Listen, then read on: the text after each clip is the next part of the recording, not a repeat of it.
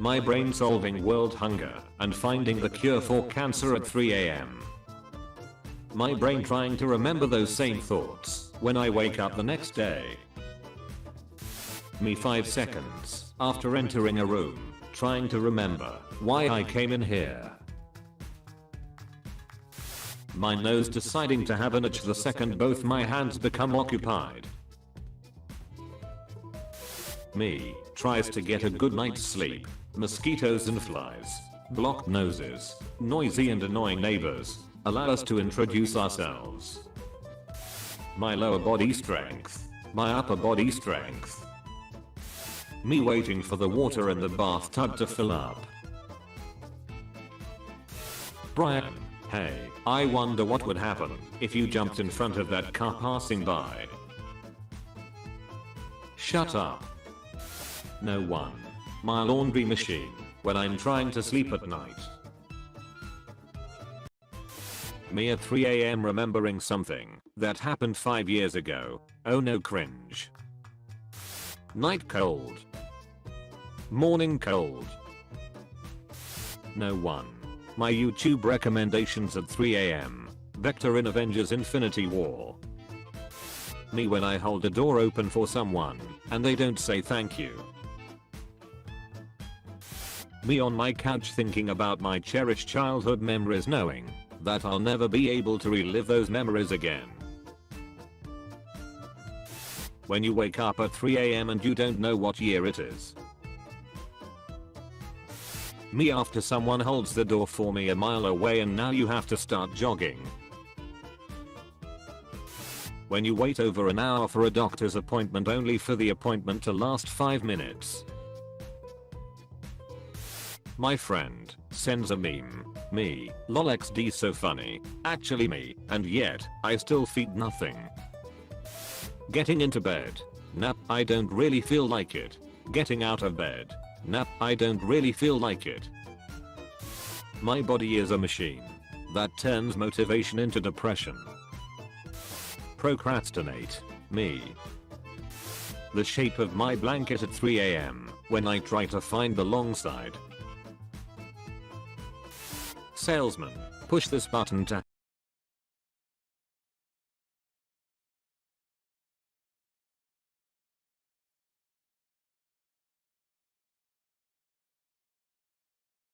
Yo, we live. Okay. I appreciate for people tuning in last week. I seen a lot of people, or a good amount of people liked it from ones who did tune in. Seems like it's gonna be a lot to talk about this week. A lot we gonna get into. This Shannon Sharp beef, including Corey Holcomb, what he said about that whole thing up to this point. Monique's family drama. What's going on between the streamers and Joe Budden, all that. A lot's happened. Okay. But yeah. We gonna go ahead and get into it though.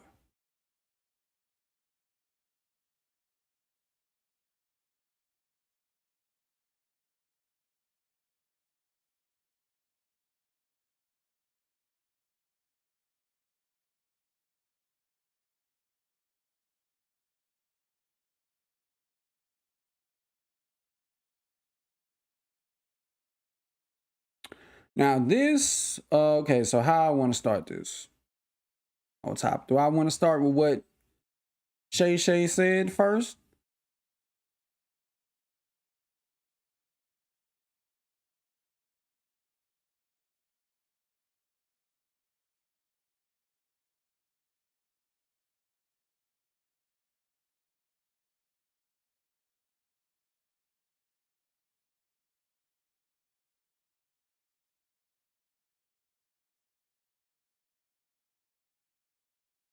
Or is it gonna be attached to this? Nah, it ain't.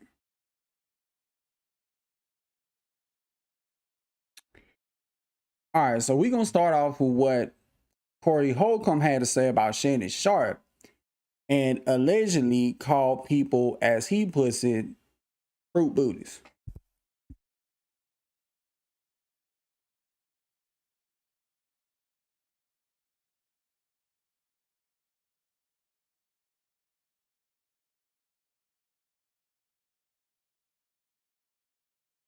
And everybody said the Cat Williams video, I mean, it was a lot of people talking about the Cat Williams video was bad news. Motherfuckers getting bold now.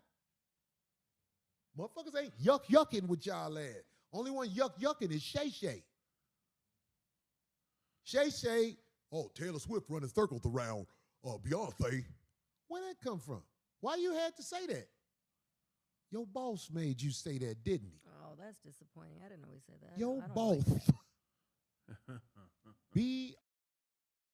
I disagree with that. I don't think Shannon Sharp's boss went to Nightcap or tapped him on the shoulder and tried to tell him what to do on his own platform.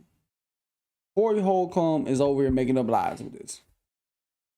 You really expect me to believe his bosses at ESPN told him, hey, make sure you say that on your own program? Fuck no. That would be like if your boss at work told you what to do on your own time. Like, hey, this is when you should go to sleep. This is when you ought to go to bed. This is when you ought to eat a meal. You ain't gonna listen to your boss on your off day. They don't run shit outside of that office. And neither does any boss at ESPN run Shannon Sharp. No one owns. Is it fucking up? Oh, we back.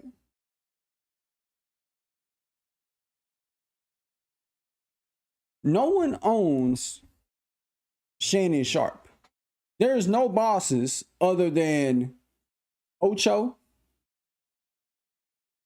and Shay at Nightcap. And Club Shay is just Club Shay and the people behind the scenes.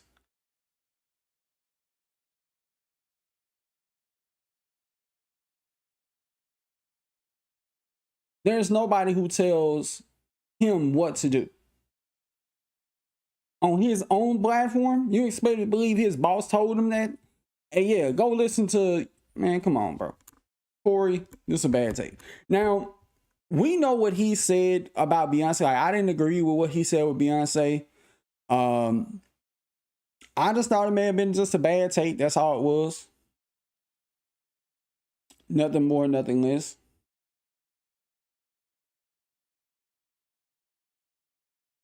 OTHS. Both made you say that. You used to speak up for the brothers and sisters, Shay, but now I see what you're doing. You got a lot of fruit booties that came on your podcast, boy. A lot of them. You got a lot of fruit booties came on your podcast. That's gonna come out soon. Through 5150. Ain't no coincidence you have a lot of fruit booties you interview. Who you think, dog, the streets' eyes is wide open, man. I'm telling you, you ain't fooling nobody. Shay, Skip. Up there with smiling and yucking up with Stephen A. Smith. That's going to go bad one day. Because Stephen A. Smith a fuck nigga. Stephen A. Smith, the one who told people you got fired from FS1. Didn't nobody know that? Did nobody know you got fired? Stephen A. Smith put that out there, but every day you got to be like, yeah, Stephen, you going through a change. You better go ahead and tell the truth. I mean, he speaks highly of Stephen A. Smith. Mostly because he's the one who got him in the door when it came to ESPN. He's the one who practically went to his boss and said, look, give Shannon an opportunity to come over here. And he vouched for him, and ever since then, it's made First Take a bigger name. Like, the viewership that they do on YouTube when Shannon and Stephen A. is on the program is insane. And to me, this just comes off as hate. Like, I didn't know he had issue with Stephen A. Smith. But, damn.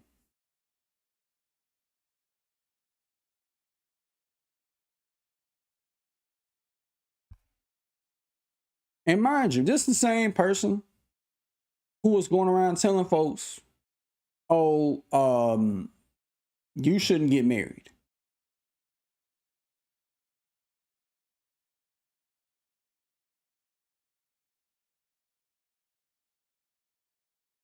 Come from the same person.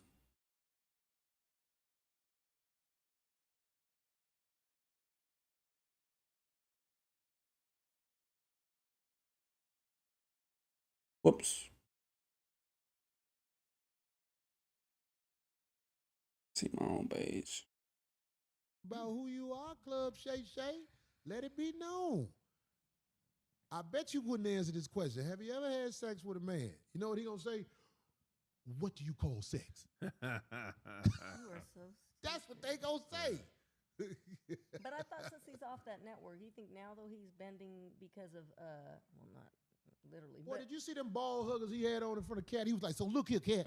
but do you think it's because of like the companies he has? That's probably what Cat was like. This a virgin asshole over here, nigga. Sponsoring him because he's not on the network now. So why would he be? What do you mean? No, he's getting money from Apple. I don't That's understand. what I just said. The sponsors, so it is because of the Right. people So that are what? backing him. You think Apple finna let him speak the way he? Apple has didn't him know that. under Wow. control. They let him have the comics come on because comics making him He can't making talk. him fat. Are you stupid? Are you stupid? Saying that Apple got him under. What does Apple got to do with Club Shay? It ain't got shit to do with Club Shay. He ain't got no deal with Apple. He does not answer to Apple. What the fuck is he talking about? What? Club Shay is on YouTube. Huh? I mean, sure, he got a partnership with what's his name? I think it's either Scott Van Pelt or Colin Cowherd. Is one of them. He got a partnership with, but he don't answer to Apple. What is this old head talking about, man? Like, huh? Famous. He can't talk about oranges on the show. Signed to Apple. No. He can't talk about oranges. I don't think he can say oranges. No. What you trying to say? I can't say oranges. Say it again. Orange. Oranges. Right. You can't say oranges, Shannon. I bet you can't say oranges. Oh. He got something wrong. He got that impediment that he made the best out of. I'm just putting you out there, Club Shay. We know why Shay. Dang it, that's Corey Holcomb in the house. still a good You know what looking Shay fella. He's a is good-looking backwards, fella. right? What? Yes. Oh yeah. That's a lame ass joke. If I ever heard one. I gotta be a lame ass joke. Like, what the fuck was that lame duck ass joke? And of course, we did get a response from Mike Epps. Want to fight me? Now, I'm not gonna lie. I did DM you to get on the show, but I DM'd you to get on the show because you brought my name up when you was sitting there with Cat, and you was trying to get him to talk crazy about me, but he didn't. Okay. Now, second of all, talking about pulling up on me. You're gonna be an all-star. I'm gonna be at the All-Star in my hometown, and I'm gonna see you. All right? I'm gonna see you, brother. And I'm just letting you know, I don't be doing no fighting lately. I don't do no fighting. So, you know, there's only one other option. If you don't fight, you do blank. And I think he's also, you joking. Shut up and go get some eyebrows. You looking like a whole milk dud sitting there agitating. We watched the white boy kick your ass on TV. So you shut up. And Shay, you did look like Medea sitting there. You was looking zesty. I'm not saying you gay, but you was looking zesty. You look like Big Frida sitting there. You need to take them tight shirts off with the muscles. And that's it. Now, wait a minute. That's all it is, man. Like, honestly, I didn't really have a problem with what Mike Epps said because I felt like it was just what he was doing was in a comedic act on his comedy set. But Shannon Sharp's biggest problem with what Mike Epps said was the lie. Like, that's his biggest thing. He wasn't tripping about him making the gay jokes or the zesty joke. He wasn't even doing it. He was just, checking him about you DMing me or me DMing you about coming on the show. As for what he said, talking about blank, I really don't think it's gonna lead into nothing, like, honestly.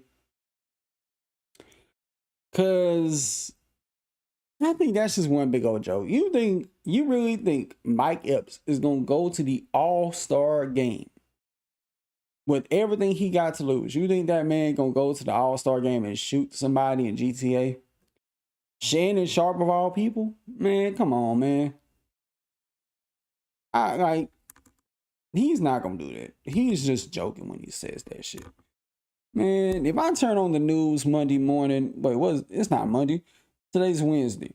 If I turn on the news tomorrow morning or whenever the All-Star game is or the day after the All-Star game and hear that he shot somebody, I would roll over. I'd freak out, be like, what the fuck? But let's see.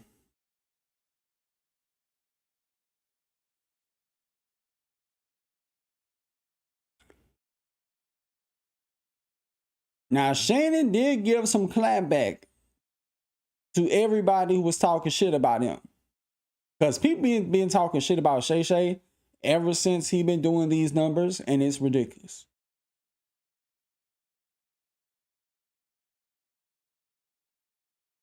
In it for me that you can lie on my name. I said, and guys out there, if I said your wife has been flushed more than a stadium bathroom, you gonna be cool with that? Ooh. Hell no, you not. If I say things about you, if you got a child that's slow, and I made jokes about that, you okay with that? No. So why should I be okay? It's just jokes. And I told him this. I said, what I'm starting to see is that jealousy, hate, and envy is being disguised in jokes. I said, that's what I'm seeing. Oh, it's just a joke. He a comedian. I ain't never hear him call nobody else that. I ain't never hear him. I ain't hear him lie on nobody else's name. Why me? I met Mike in Whole Foods over a decade ago. We had a conversation in Whole Foods about 10 minutes. We exchanged information. The next time I heard from Mike Epps, he had DM'd me about coming on Club Shay. That was it. So, and people say, well, Shannon's just, bro, to get tagged with that, and I ain't got no problem with gay. I'm just not gay. Yeah. And I've had a lot of my exes reached out. They're like, Shannon, where does gay is coming from? They need to talk. Ain't that crazy? But see, that's the thing. What do you still cool with his exes, man? You feel good? That makes you feel good? Because you saying things on the radio behind your screen that you would never say to my face. What's the likelihood that Mike Epps would have said what he said to my face? Or any of these comedians that said what they said, they're not going to say that to my face, Ocho. You know that, I know that. Yeah. Now, when I said I was going to pull up, I was going to see him. He and I was going to have a conversation, and I'm going to say, okay, where did you get this from? Where are you hearing this from? That's not the kind of pulling up we were doing, man. That's not the kind of pulling up we were doing. Why am I put my hands on him and mess up my money? Hey, wait a minute. I went and got some. You see that? Ones and some Army fatigue. I was ready to come. Man, Ocho is stupid, bro. Now, look, there's this one guy. He wants to come on my show, but I don't have any respect for him, and I don't think he's funny. Who that? And so I don't really pay any attention to him. And he keeps it going. Who that? Who that? The chat knows who he is. But that's the I was lost that's yesterday. The thing, I want to be lost today. And so I said, Mike, we just need to have a conversation. When you talking about Corey? Once we have you probably talking about Corey. This thing goes to bed. I said, because at the end of the day, I'm a man, but I'm also a son. I'm a brother. I'm a dad, and I'm a granddad. And when my kid starts reaching out, okay, now we got a problem. You just saying what you saying. My daughter hit me up. Dad, where is this coming from? Now I got a problem because you got people involved. If it was just me, okay, I got a grand. Now my grand gonna have to do this. So I just need. So he basically he felt like he had to at that point because people was reaching out to him like, "Yo, is this true?" Some people was asking like, "Yo, what's up with this? What's up with this shit?" Which I don't blame him, because you got people hitting you up in your real life asking you like, what's up with this? You know, even though the person saying it may look at it as a joke, the person who receives it may not. I just need to know what's really going on and why you feel that way. Yeah. And why you felt the need to say what you said as far as I reached out to you. Now everybody heard him say, I'm jealous. Cat didn't mention my name. But then you turn around and say, well, Shannon tried to get Cat to go in on me, but he wouldn't. Did anybody hear me mention anything about Mike other than I think I might have said, I don't know, like I said, correct me if I'm wrong. I think I said Mike was great in that role. Nobody else could have played Day-Day. I don't try to get my guests to go anywhere. Right. But I have a question. What you have to understand for me, which is what I'm really good at, is obviously knowing all the comedians and understanding comedy in itself. Is how when I take anything that they do say with a grain of salt, you know, because comedy Ocho, is you're not going to take what they're saying about me with a grain of salt. Stop it, Ocho. What is joke to you is death to someone else. Everybody That's true. Play like they play. Okay, I know. Okay, you're right. But me as hilarious, funny, so my personality. If he say a rail getting smashed by 15 dudes, you cool with that? Mm-hmm. But there's no truth how's to it different? It holds no weight. He ain't wrong. Because Ocho the type, he can just, you know, brush it off like it ain't nothing. But I can understand why Shay would feel it. Now, Shay did take to Twitter following that, saying that him and Mike Epps have decided to have a man-to-man convo in Indy at NBA All-Star Weekend to discuss our differences. We both realized this situation should have been handled differently. I apologize to fan friends, loved ones, and my fans.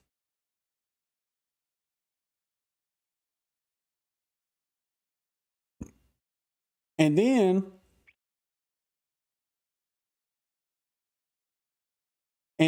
as of today,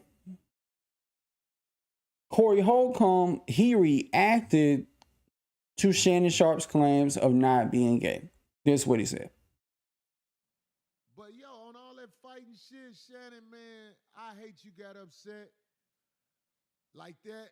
Well, you was fired up. He was fired up. Ocho had his back too.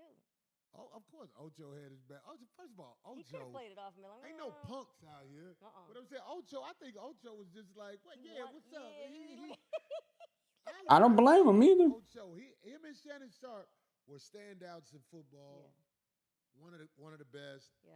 And I'm just saying, it's like, we will poke at you, bro. That's what we do. Thanks, $4.99. He said. But anyway, we will poke at you. That's what we do. We don't want you to get fired up and catch no case, Shannon. And on top of that, Shannon, I know you got muscles and shit like that, but the homie, that's for the bitches.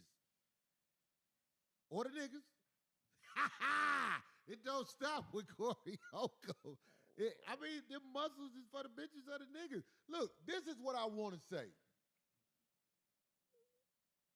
Shannon Sharp, you have not said, I am not a gay man. You have not said that.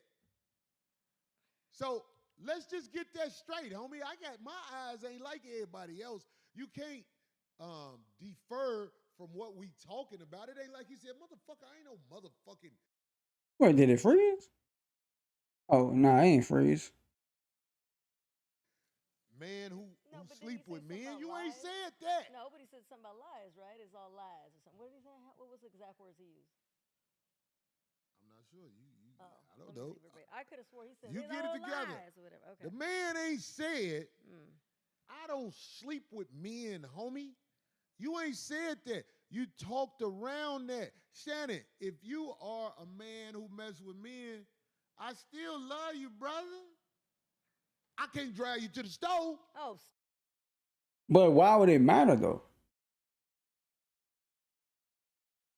My thing is, though, it sounds like that he's moving the goalposts. It don't sound like that he's being honest. Like, you can't accuse him or try to, being gay and stuff like that. And then when he responds, or you say, oh, you danced around it. No, he did it his own way, as he should. Like, I don't think he got a certain way he has to respond, like, he responded his own way, which is the right way. Like, he don't have to prove nothing to nobody that he's not gay. Like, people, like, look, we live in a world where if you have a platonic, attractive friend and you don't try to fuck her or take her out on a date, people gonna look at you gay. And you can have a whole girl at home. You feel me? So, what he's saying goes out the fucking window. Just like if I'm not gonna fuck an attractive platonic friend,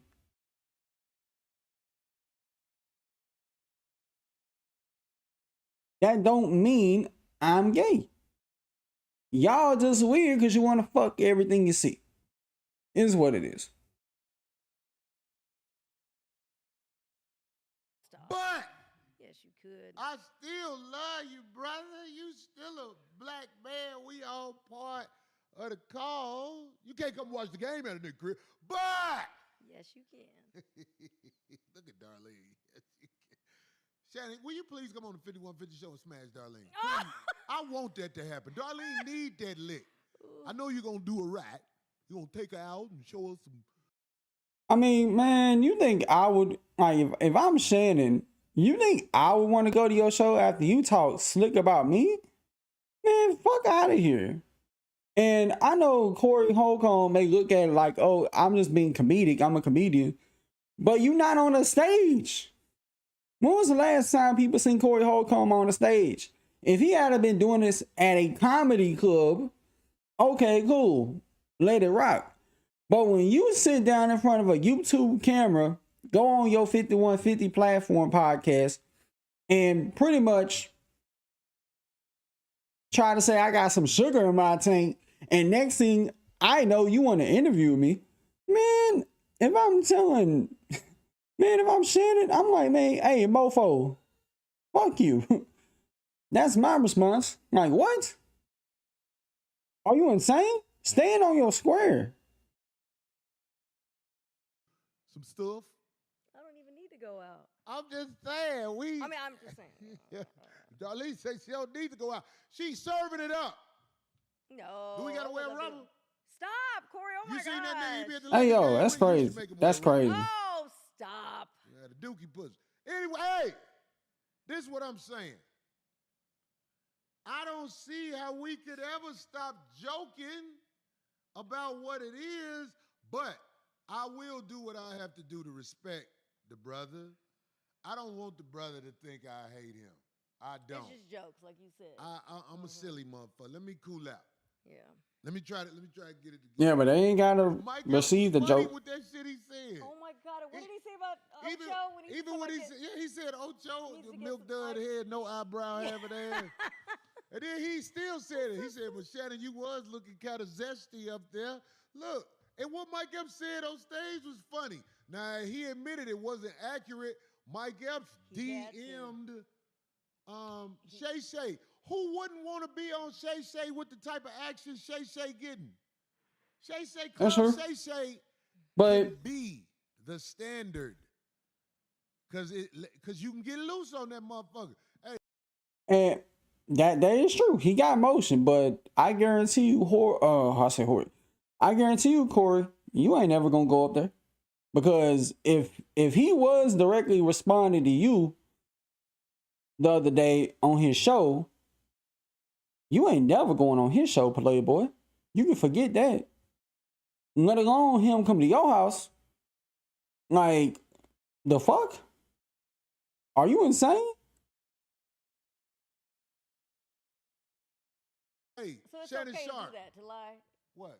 No, For I him ain't to saying it's lie. okay for nobody to lie. I'm saying, but Mike Epps lied. And said Mike that- Epps lied and admitted. Uh-huh. He said, "Nah, I did get in Boy. your DM because you brought my name up in front of Cat, but Cat didn't go there on him." And I'm glad Cat Yeah. didn't go there on him Because I don't think even remember the name at being one mentioned. time Cat and Mike Epps wasn't seeing eye to eye. And the last thing I want is Cat and Mike Epps to go at it because I just don't want nothing to go bad. Yeah, I think it's I all don't in want fun. nothing to go bad with them. I think it's all in fun now that he reached out. You know what I'm saying, like that. Oh, somebody said he did say. Shannon did say he not gay on the Nightcap podcast. Well, let me shut up then. He said it. Mm-hmm. I could have swore I saw that. It was a recap that I saw too, like on that. He need to tell that stylist that he is fucking opening up doors. You making it seem like I'm gay out here just because I'm with you. Well, he ain't got nothing to say now. I bet, Corey. I don't know. It's just like Corey, bro. He just be talking to talk sometime. You can't pay him no mind. Like, washed up comedian over here hating on Shay, like others. But all in all, I don't think Shannon and Mike is gonna fight. Like, they already both done said they ain't got no intention to fight. Like, we get that. But Corey need to stop hating, bro. Like, he need to stop hating on Shannon Sharp. Stop hating on Stephen A. Smith before he cook you up too. And just stop with the hate. All right, next up. I don't know why I refresh this like that. Okay, the Super Bowl next year is coming to New Orleans. And I was going to make a video about this yesterday, but I really felt like I didn't have that much to say. So I just added it to the list of things to talk about on today's docket.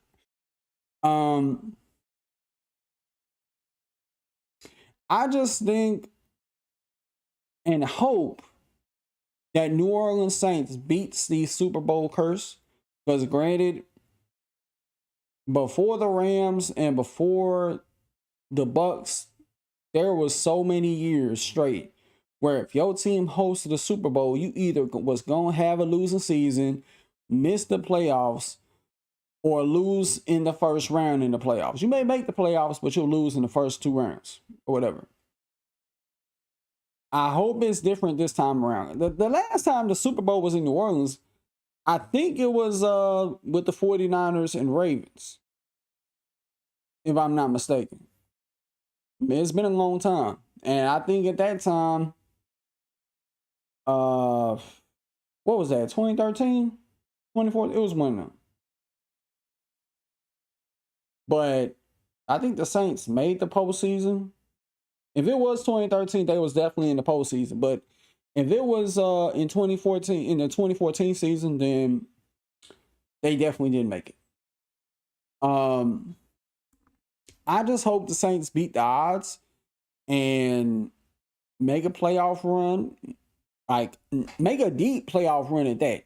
Like, bro, have home field. Bro, if they have home field advantage throughout the playoffs in the dome and the road to the Super Bowl goes to New Orleans and the Super Bowl is held in New Orleans, oh my God. It's up then. But I hope they beat the curse, man. Because if they don't beat the curse, then Sound goof ass got to go. I mean, they got somebody from the 49ers staff to be the next offensive coordinator. They better do something. Okay.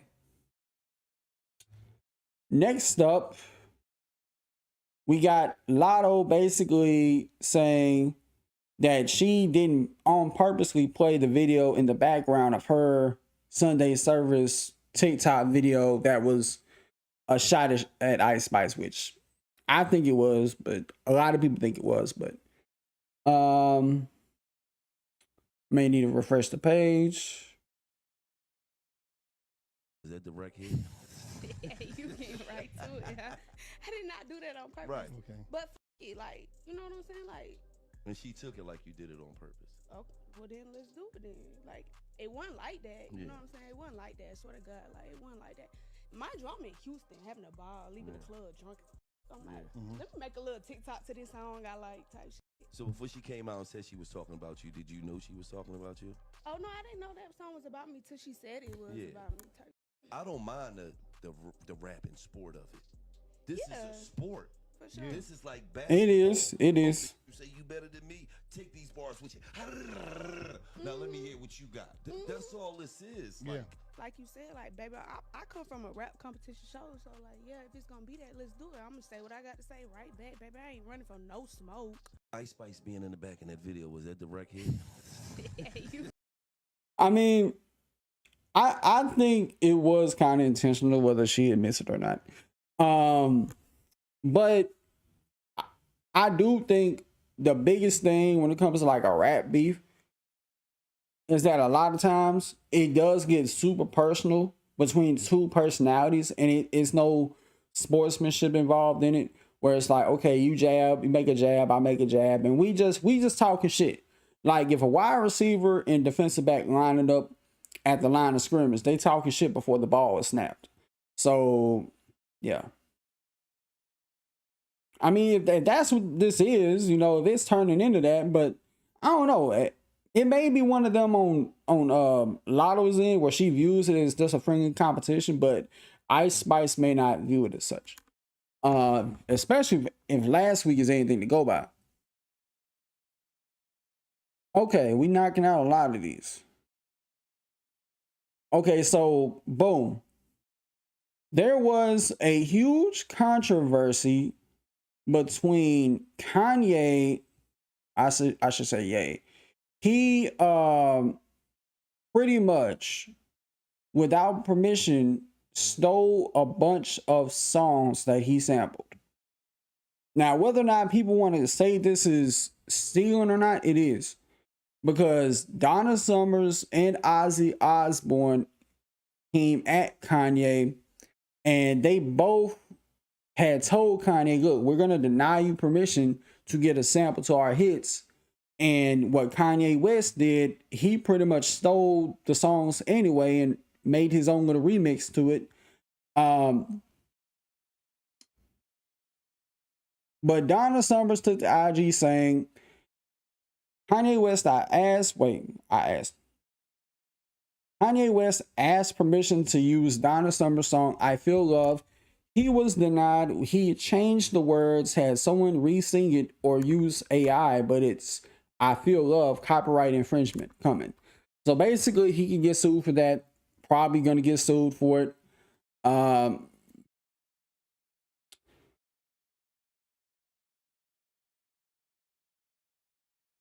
Not only that, but Ozzy Osbourne as well.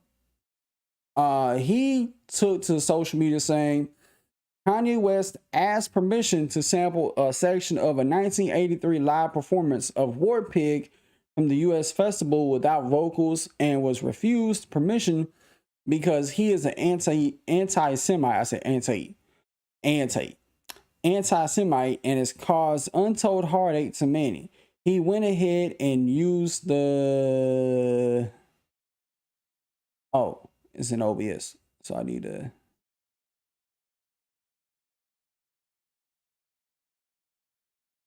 Okay. He went ahead and used the sample anyway at his album listening party last night. I want no association with this man. Like, I don't know if Ye realizes it or not, but you can't go around just stealing people's music, bro. Like,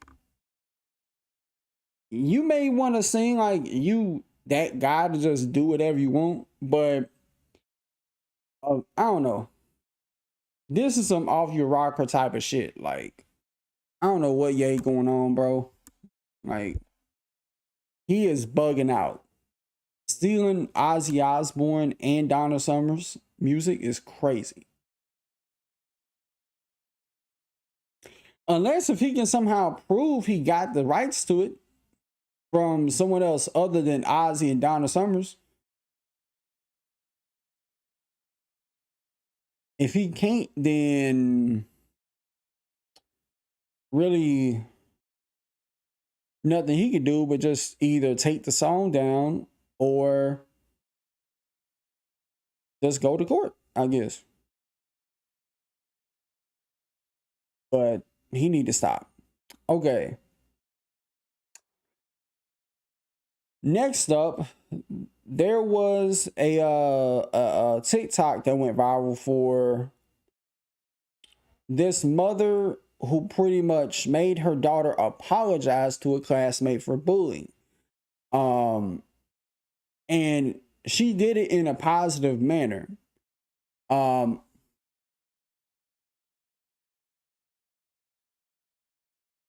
me see if I can put what this says on the side up.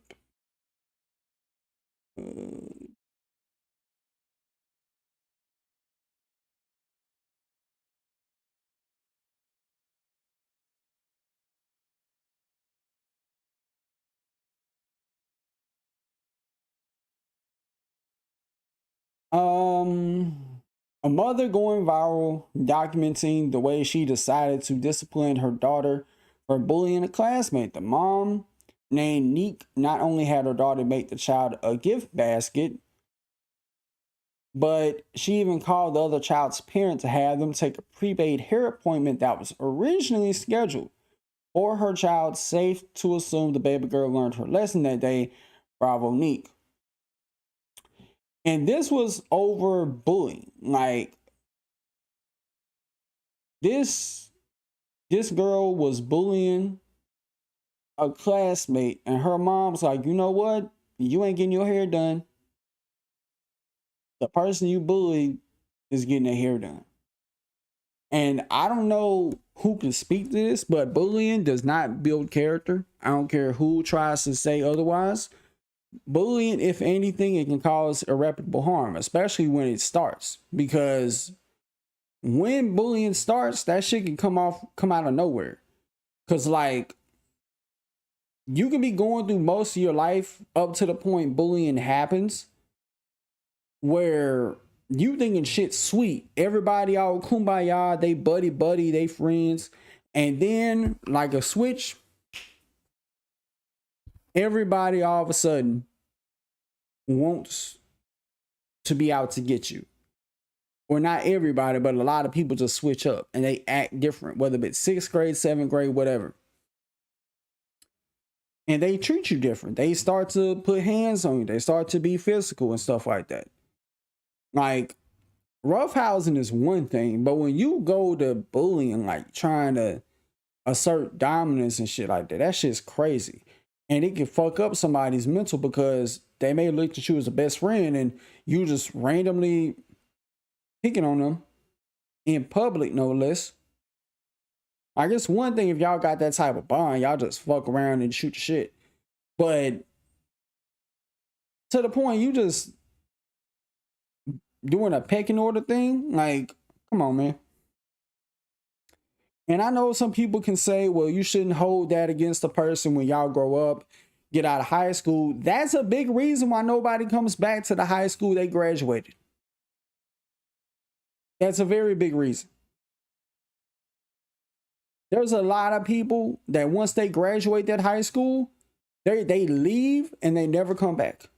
They go to college, get their degree, get the fuck out the city, get the fuck out the state, and they never go back to that school. You know why? Because certain people made life hell for them. And people can say, well, you should get over it. It was high school. We were kids. Yeah, you were a kid and you were a piece of shit. And there's, like, if you think about your high school graduating class, think about the size of the class and think about out of that whole class, who all showed up, who all made it. If there was just a mere 2 or 3, or I ain't gonna say 2 or 3, if it was like 40 out of like a 150 or 200 class that showed up, that's bad. That means they don't want to have shit to do with y'all. And some of it could be personal, some of it could be linked to bullying, but other times it could just be like, yo, I don't fuck with a lot of y'all because of how y'all did me in school. And a part of me can't blame how some people would feel. Not everybody's like that, of course, but you know, I can understand why some people may not want to have shit to do with certain people that they remember from school because of bullying. Now, if it's my kid, man, if my kid does some bullying, I'm not going for that.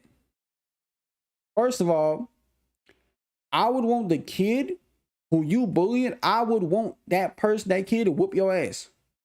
Like, I would be like, look, we gonna set some shit up to where that kid who you've been picking on comes here to the house, beat your ass, and you learn your lesson, you apologize, say you're sorry, say you're never gonna do it again, and you be on punishment for however long you decide.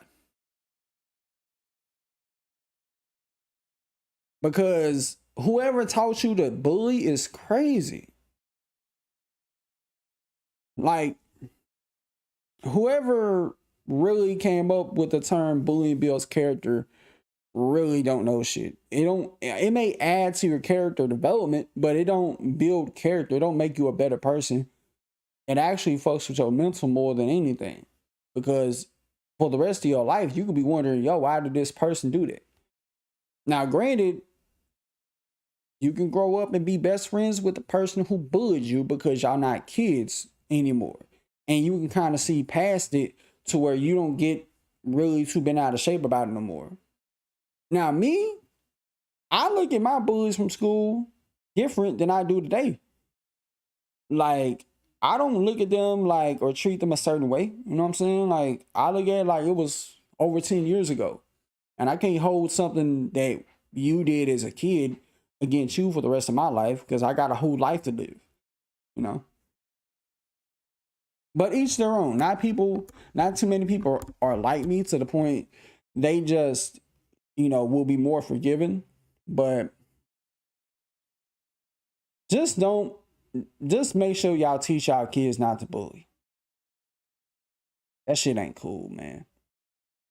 And then another thing about bullying, I don't know if people realize this too, but depending on the age, like if it's in high school or middle school especially, somebody could unalive themselves because of that. They get to the point they don't want to be here. And let's say they may got it rough at home and then they come home and have to deal with you. Man, come on, bro. And then when the person does it, the person who was picking on them gonna feel bad, gonna feel like shit.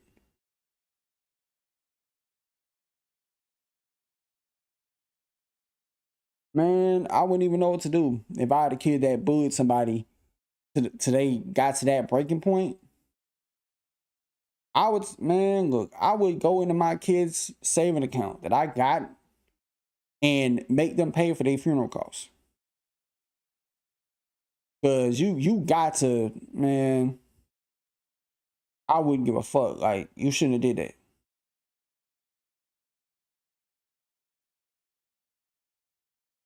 But yeah, man, just make sure y'all teach y'all kids to be nice to people. If y'all got kids, whenever you have kids, you know. But all right. Apparently, it seems like another woman or women, I ought to say, have allegedly came out saying Jonathan Majors abused them not only emotionally but physically. Let's see if I can read this.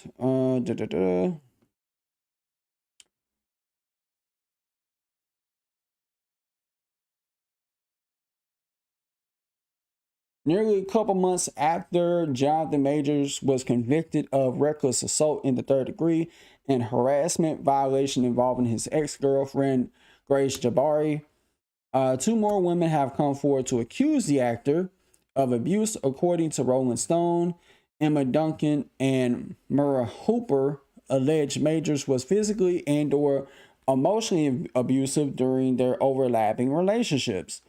Duncan also claims that on multiple occasions from 2015 to 2019, Majors was physically violent with her. She claims in one alleged fight in 2016, Majors allegedly choked her and threw her body across the room. Damn. And threatened he was going to make sure you can't have children. Majors denied the accusations. Hooper, who dated Majors from 2013 to 2015, after meeting at Yale, claimed Majors was deeply controlling and she was not allowed to speak to anyone about their relationship. Majors' attorney Priya Chaudhry spoke out saying Majors was young and insecure during that time period and is embarrassed by some of his what's it say? Oh, it keeps going. Jealous behavior. Okay. Do I believe this? No. Because I really feel like it's one of them things we ain't got no proof to really back up that he actually did it. I mean, granted, was he convicted of what he did to his now ex-girlfriend? Yeah, but even then, like, that's crazy in of itself. Even though that Coretta line was, was cringe and a lot of people don't like that. I don't know. I hope them two ain't true either. But as far as his recent ex goes that he was convicted for, which I don't really think Jonathan Majors is going to actually do any jail time. Like, I don't think he's going to prison. I don't think they're going to put him in prison. I just think they'll say, oh, you're convicted, but you're not going to actually be in an orange jumpsuit. Like, if he was going to be in an orange jumpsuit, he would have never did a whole interview with, who was that? ABC, Good Morning America, somebody. Yeah, Good Morning America, I think it was. But I hope, I want people to understand, just because you can get proven for doing something to one person, don't mean you did it to a bunch of other people. Even though it can, create some type of believability and be like, oh shit, not again. But I don't know. If he gets factually proven that he did have abused them to other women, then that's GG's. He's cooked.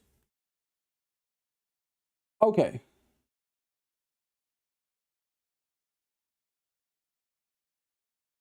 Next up, we got to talk about, dang, what?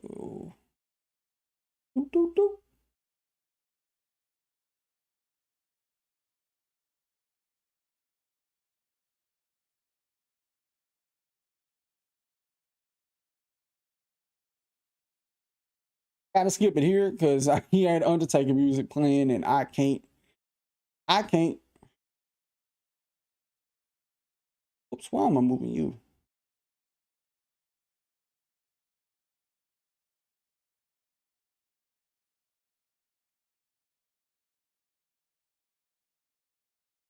Need to try to crop this.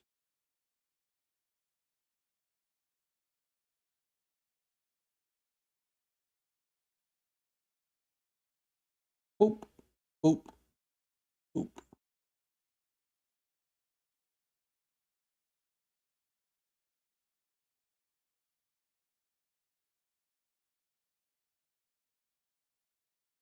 Wait, is it not playing? Hold on. I partnered with Adobe Express for this video. As you all know, I'm a designer and a content creator. Nigga, okay. Ah, shit. I'm not trying to add the fucking. I really don't want to add the fucking thing playing. Fuck.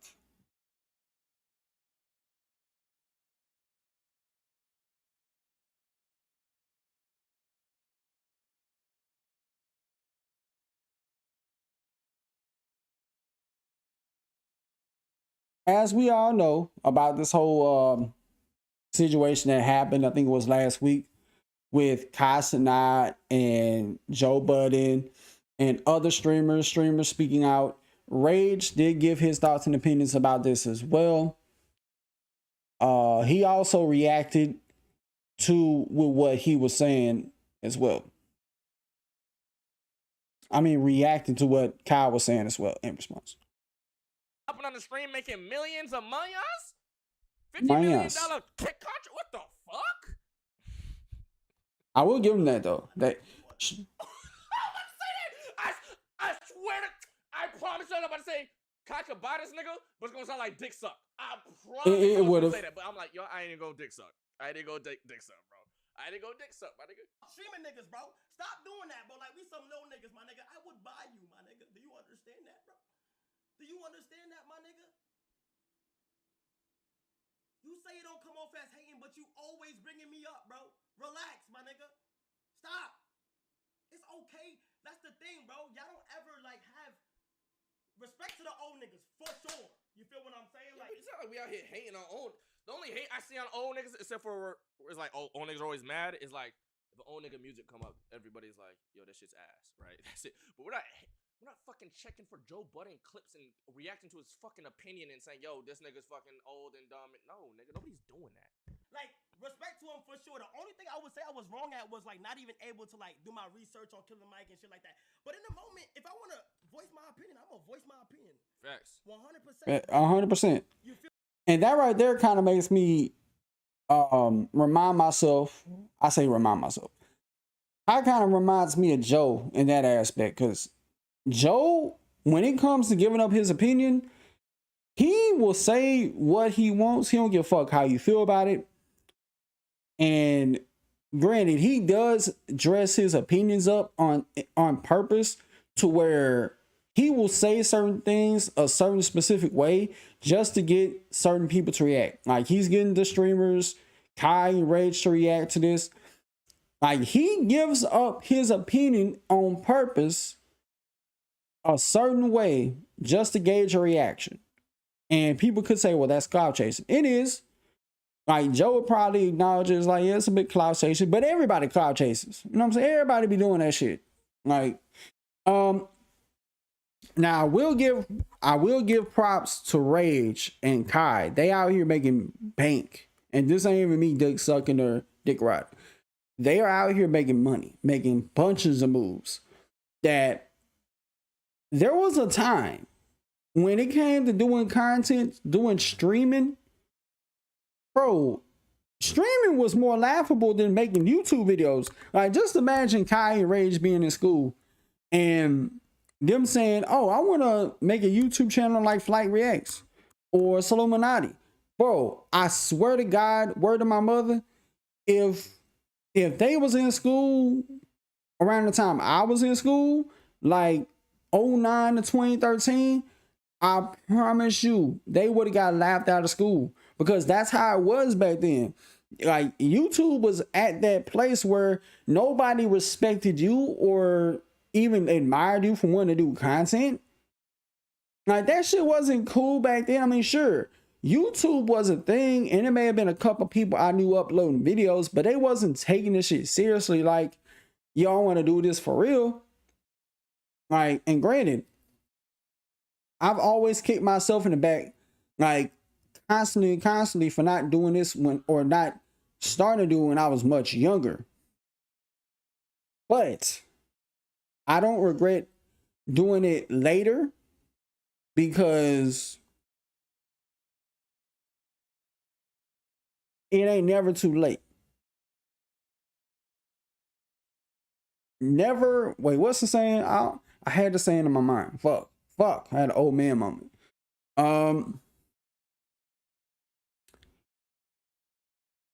It ain't never too late to start a YouTube channel. Don't matter your age. There's people older than me that's blowing up on YouTube. So, you know what I'm saying?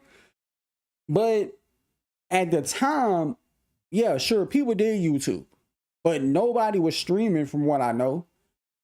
You would have got laughed at, for sure. for saying, oh, I see, where do I see myself in 5 years, principal? Sitting at home making YouTube videos for a living. Yeah, they would have said, good luck with that, buddy. Yeah, sure. Making, like, they would have, if I had said something like that, they would have said, okay, stop saying terroristic things, young man. Okay, that's relax. Okay, you making money by uploading videos to the internet? Yeah, right. But yeah, that's the environment it was back then. And I'm not saying that as to say that that's not the reason why I didn't make content. I had no interest to make content at the time. I didn't have no interest to make content until I was like 22 back in 2017, which is ironic considering that Kai is 22 and balling. And it kind of makes me think like, damn, if I had a knew what the fuck I was doing back then, because if I ain't gonna hold y'all, I ain't get monetized till 6 years in, till last April. And that's because for the first 3 years, I ain't know what the fuck I was doing. For 3 years, a deer in the headlights, not knowing shit, about content, not asking nobody a damn thing.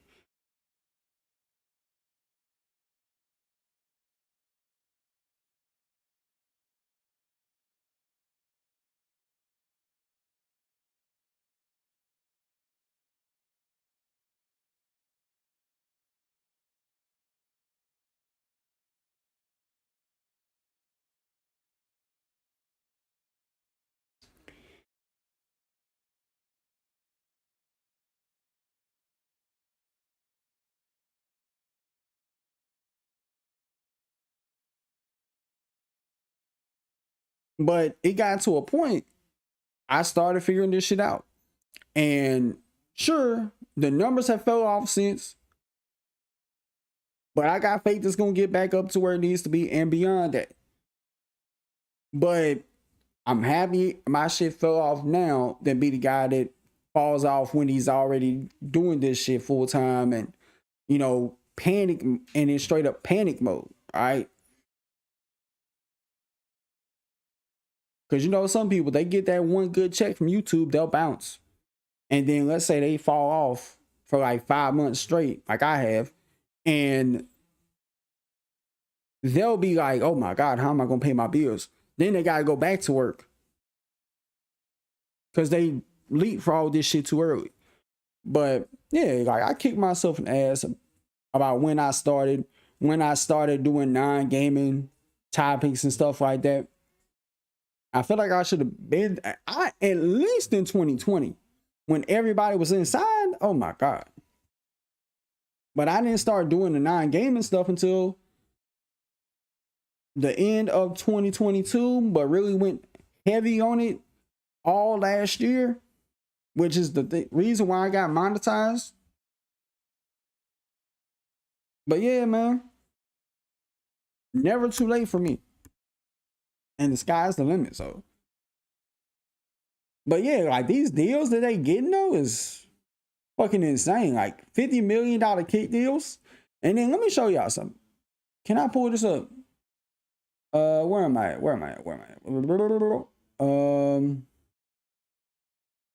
Look at this shit.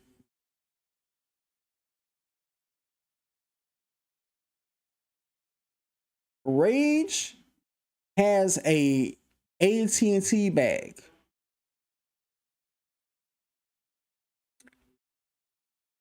He got him an AT&T bag, bro, on top of a kick bag. Like, this ain't even me dick riding. This is like, holy shit. Like, this man Rage came a long way. Salute to Rage. No cap.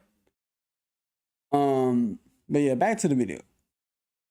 Feel what I'm saying? And that's some people's problem. Y'all don't ever let the young niggas flourish. The young niggas think Utopia is fire. Let the young niggas think Utopia is fire. You feel me? The reason why shit going so crazy right now and y'all not being able to comprehend shit is because it's just simply a new wave of niggas, bro. It's just simply It is. Yep. Wave of niggas, bro. And that's what it is. Shout out to Killer Mike. You feel what I'm saying? Bro, but look, if I think this should have won that, okay, let it win.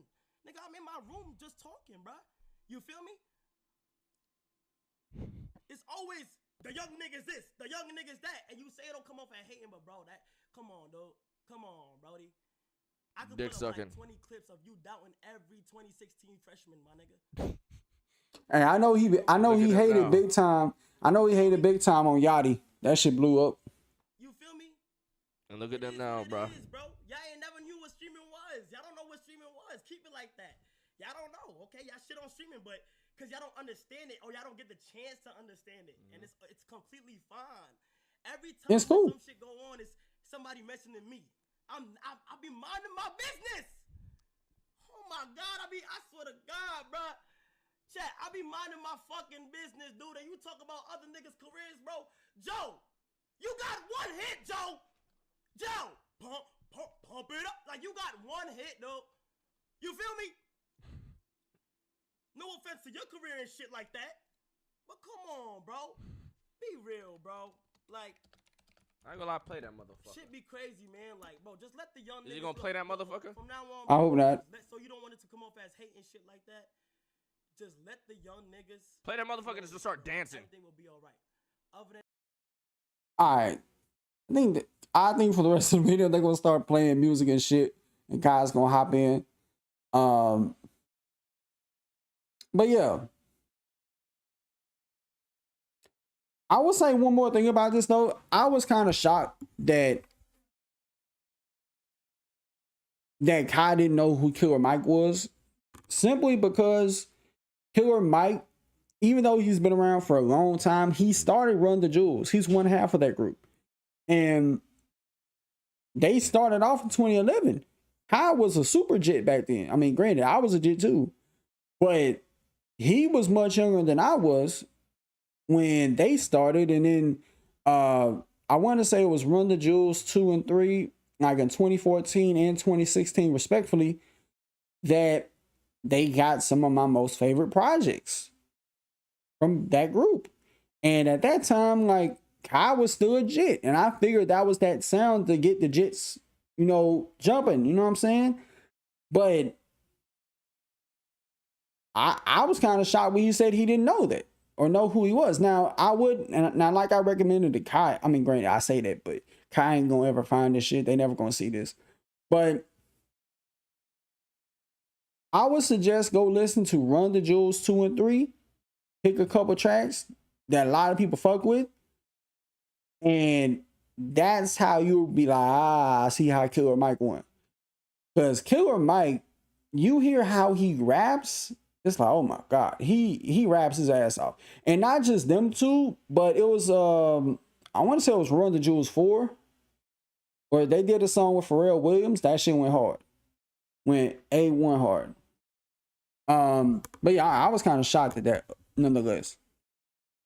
Shout out to Rage and Kai, though. They doing big things on their own respective platforms. They got their bags, bro. I no cap. They doing their thing. And speaking of,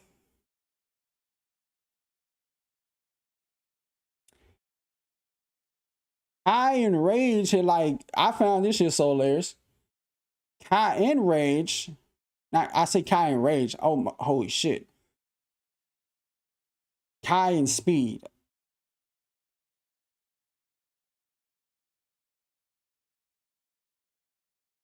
Both Kai and Speed pretty much walked past Sneeko, act like he didn't exist. And something like this happens when you get yourself kicked off a platform after making $100,000. Like, Sneeko had a bag, but he fumbled it when he went to that red pill rabbit hole. Like, he would still have everything if he had kept his mouth shut. That's all he had to do was keep his mouth shut. He'd have everything. Now it's culminated to the point they will walk past your ass and act like you don't exist.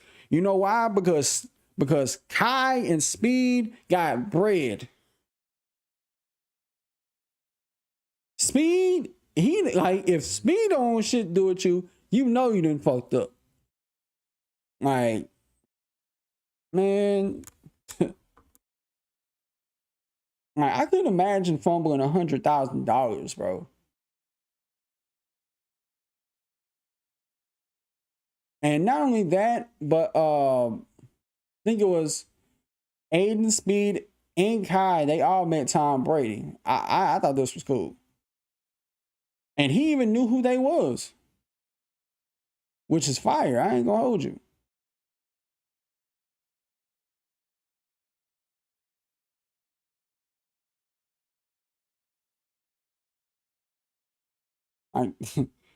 He met your GOAT. He met your favorite athlete. They all did. What's up, Tom? How you doing? Nice to meet you. Yeah, what's up? Good. Tom Brady, how you doing, buddy? All right, what's that? Ronaldo or Messi? Ronaldo or Messi. Real quick. What? Just answer. Your personal favorite. I can't pick. Can we get a picture? A group pic? Yeah. Let me get this out of you. What about you? For me?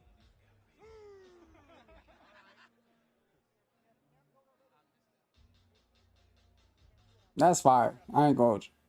One here, guys, right here. I ain't gonna lie. That's some fire ass shit, bro.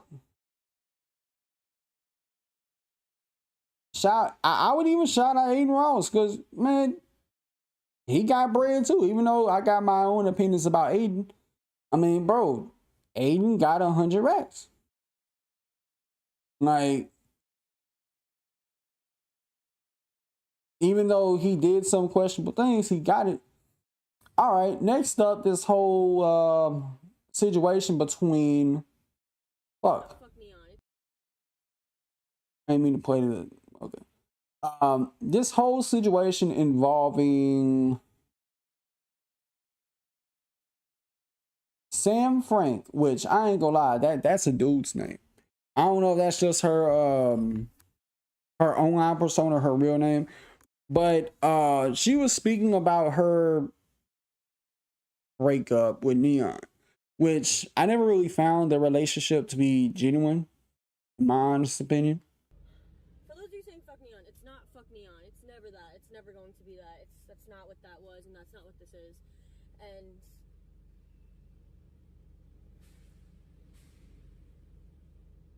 She look like she going through it though. obviously this shit's bad, guys. It's not good. No one wanted this to happen on our side. We just have to let it be. We have to let it be at this point. You guys can't keep speculating. You guys can't do all these things. It's just making it harder for everyone. It's genuinely making it way harder for everyone because I'm being brought back up and he's trying to stream and you guys aren't letting him like fully move on. And I think she ain't over him. what it is that needs to be done. I'm here to work through it with you guys. I can't even look at the camera. Like, I'm here to work through it. Even though, like, I would think that their relationship was kind of based on clout. I do think, at least from this, she may either be a well-paid actor or she really does feel a way about, her having to break up with Neon. If their relationship was genuine, then this would be a genuine reaction. But I don't know. Like, a part of me thinks that their relationship was based in clout and not realism. But at the same time, I feel like, why the fuck did Neon want to hang around Fresh and Fit and bring his girl around them and have them pretty much try to tell him what you're doing is wrong? Them guys don't know what's best for you. You think Fresh and Fit knows what's best for Neon? No. They only brought Neon onto their platform because they seen him as a fucking meal ticket. They see how much money they can profit off of by talking shit about your girl and you to your face. So, like, I don't know. I just feel like, what's the point of going to their platform knowing that them two was going to talk shit about your girl? Talk shit about you. Now, granted, he made the decision to date a chick who has OnlyFans. I don't know if that's the only reason why she's popping, but he chose to date her. He chose to be in a relationship with her. He made the choice. He got to lay with that. You ain't got to try to save people. Like, and granted, I know they try to come off like Superman and, we got to save folks. But if it's me, I'm not saving nobody. Like, because you got to ask yourself, is the person I'm trying to save, would they save me? And if the answer is no, why would I save them? Like, you got to let people save themselves. Sometimes they got to drown or swim. In this world, you are either going to sink or you're going to swim. Nobody's going to come save you. You got to do it on your own. So if Neon felt like he was comfortable where he was, then cool. Now, I will say this, though. I don't know what the reason is behind their breakup. I don't know if it was a genuine breakup or a genuine relationship. But if he broke up because the internet told him to and Fresh and Fit told him to, that got to be the dumbest thing ever.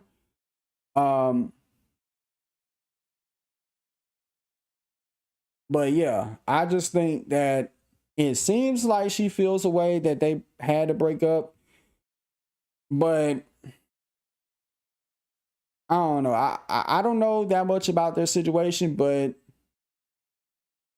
if he had a never listened to anybody talk about his girl and just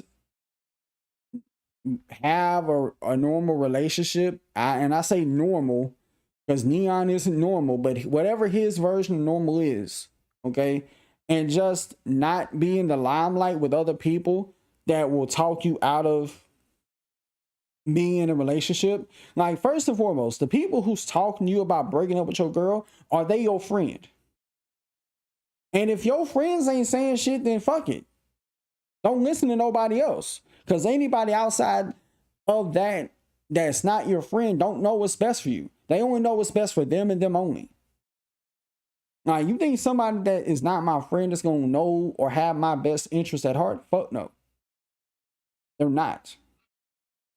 And if a friend ain't saying nothing, then I'm just going to be like, well, shit, it's cool. Now, would I date a chick with OnlyFans? No. But Neon is a living caricature, nonetheless.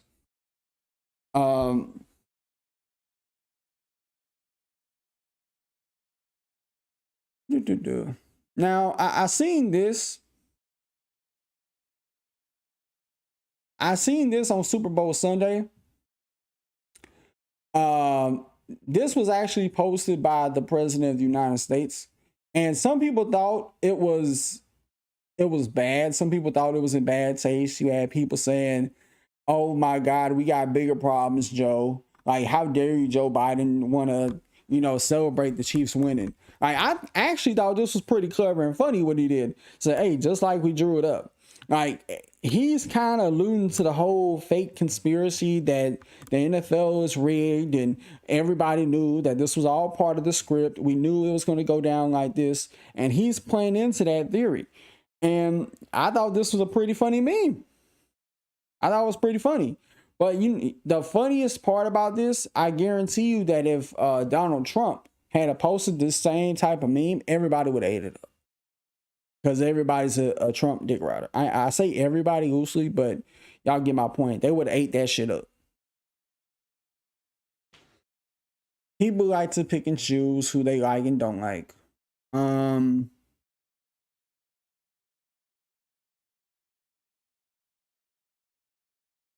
Structure that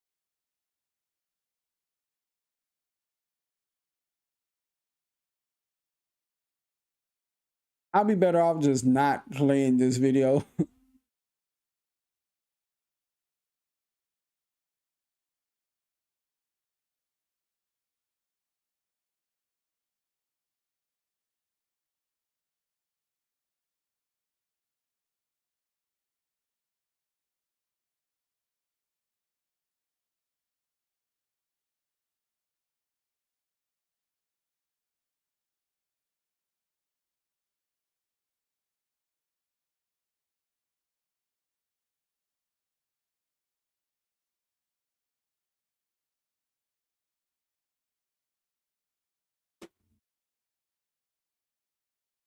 I don't think it's that loud.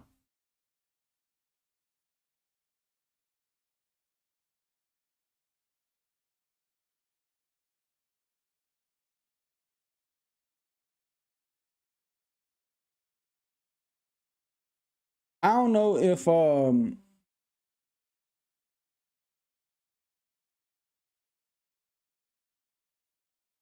if people know about this, but there was a streamer by the name of Vosh, which I've seen some of his clips labeling gamers as Nazis, so take that what you will.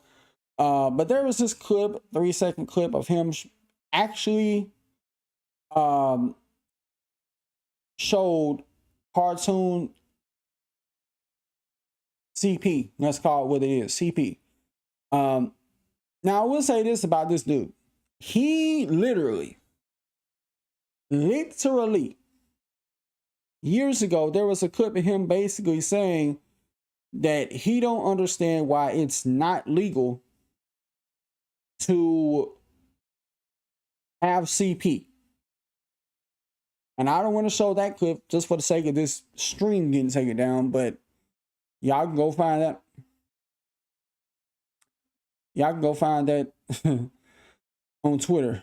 Yeah, it's crazy. Okay, what am I gonna get into next? Wait, didn't I?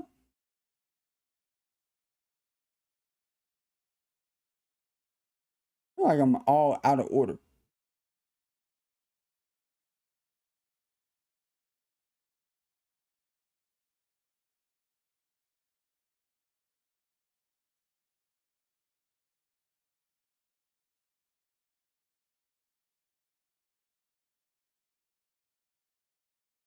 Okay, so I don't know if y'all know who Megyn Kelly is, but she is someone who is a Republican conservative who she took issue with the Black National Anthem being played at the Super Bowl. And she said the so-called Black National Anthem does not belong at the Super Bowl. We already have a national anthem and it includes everyone. Now, this reply was about as equally as stupid, saying, yep, like Black History Month, national. Wait. And then again, you know what? I think this.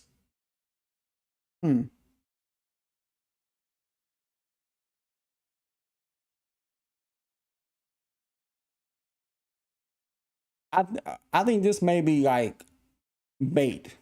This may be like a satirical reply. So I ain't gonna take that serious. But she had a problem with the Black National Anthem, and wait, did I not? Oh, here it is.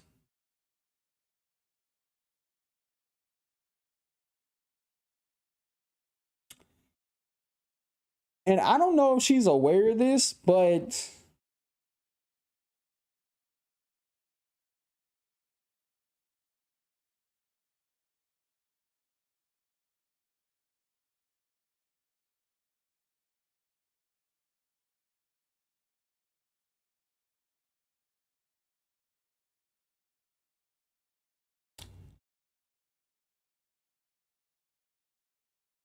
I don't know if she's aware of this, but two things.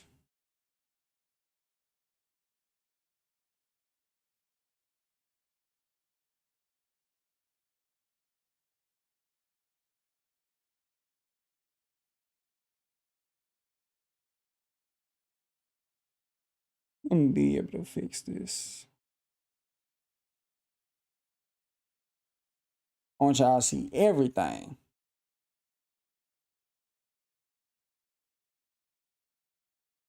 Okay. This was often referred to as the Black National Anthem. Lift Every Voice and Sing was originally a hymn written as a poem by the NAACP leader James Weldon Johnson in the year 1900. His brother John Rosamond Johnson composed the music for the lyrics. A choir of 500 school children at the segregated Stanton School, where James Weldon Johnson was principal, first performed the song in public in Jacksonville, Florida, to celebrate President Abraham Lincoln's birthday. At the turn of the 20th century, Johnson's lyrics eloquently captured the solemn yet hopeful appeal for the liberty of Black Americans. Set against religious invocation of God and the promise of freedom, the song was later adopted by the NAACP and prominently used as a rallying cry during the civil rights movement of the 1950s and 60s. Megyn Kelly is an idiot.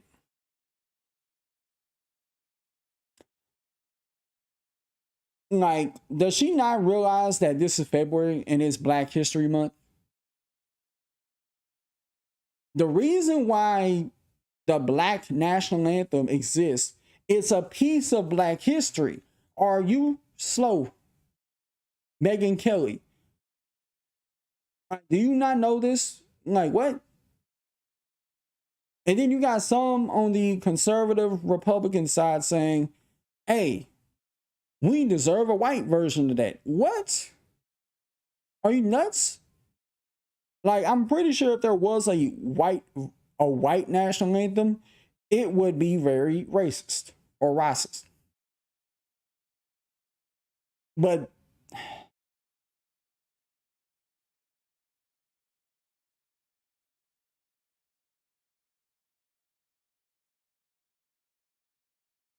where is it? Now, this did make Stephen A. Smith give his response on his own podcast. Word racism, do me a favor. Have more evidence before you do it so it can't be dismissed. I don't know Megyn Kelly at all. I don't find her statement to be racist. I find it to be, in her eyes, patriotic. I find it to be, in her eyes, self-righteous. I find her to be a bit detached from reality being faced by Black Americans everywhere. I got that part. But I can't go in the way that I wanted to go in about her when people are out there from my community just throwing out the word racist. You don't know that about her. And when you say something like that, you dilute the potency and the importance of the argument. I don't expect white people to have the sensibilities of Black people. Could you do there you go. Two things? Could you have a more thorough understanding of Black history, what provoked the existence of the Black National Anthem, and speak to that reality, or simply stomach it? When you throw out the word racism, do me a favor. Have more evidence before you. She just don't understand it's part of Black history. Like, she did not graduate in school. And one thing about Megyn Kelly, y'all got to understand, she's somebody who,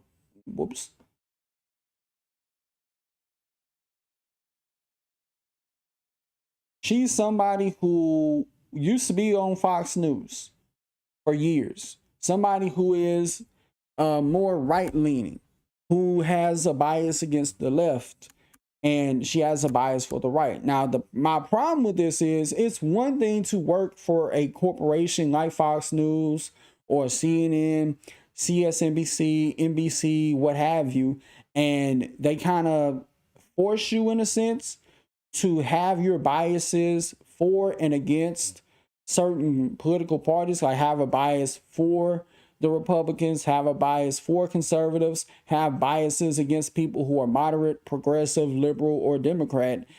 And same goes for if you have a bias against the conservatives, Republicans. It's one thing when a corporate entity forces your hand and forces you to go down that road. It's something entirely different when you are an independent, or you become independent media, and you choose to have them same biases that them corporations force you upon. So that tells me one or two things. You really are biased against these groups. Megyn Kelly is the same person that told LeBron James to shut up and dribble. But I guarantee you, if LeBron had said something about, oh, I love my Second Amendment right, she would have said nothing. She would have been clapping at Fox News. She wouldn't have been saying that. I remember that. Do y'all?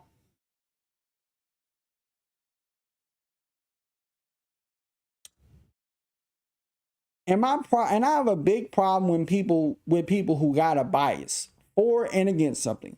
I have a problem when people have a bias towards any political party, whether it's left or right. And I also have a problem when people have a bias against them same political parties. When you become an independent media personality, you're supposed to have a bias against no one. You're supposed to be unbiased and objective when you can give your harsh criticisms and opinions against both parties. Now, people can say what they want to about Charlamagne the God, but at least he goes after and makes fun of the left and the right. He ain't going to pick and choose which side of the fence he's on. Megyn Kelly makes it obvious what side of the fence she's on.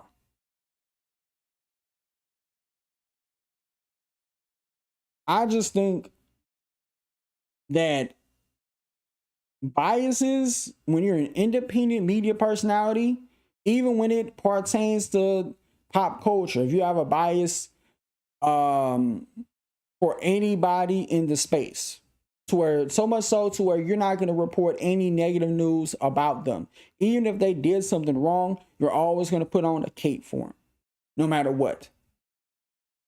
That's problematic too. Because you're independent media. Nobody puppeteers you to be that way. You just want to do it for an extra check. Now, it's one thing if Megyn is a true Republican and conservative, where she's not biased and she feels this way in her heart of hearts, but you need to be professional and turn the bias off once in a while and be objective. And that's my biggest problem. All right. Let me see what's next up.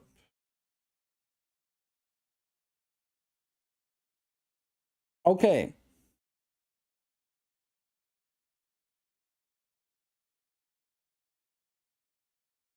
Which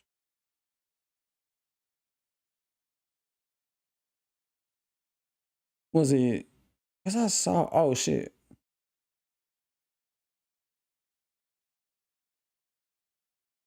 I skipped over this, didn't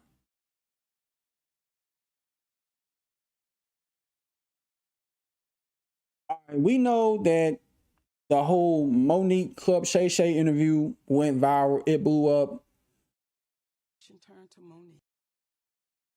A lot of clips came from that. A lot of discussions came from that. She ended up issuing a couple apologies to certain people, Stephen A. Smith included, the Breakfast Club. Even the Breakfast Club kind of, made themselves the donkey of the day. And took accountability for what they had to say against Monique. And this also, believe it or not, stumbled into a whole diatribe between Monique and her son, which we'll get into later. And she also cooked the shit out of Tiffany Haddish. She read her like a book. And the conversation turned to Monique.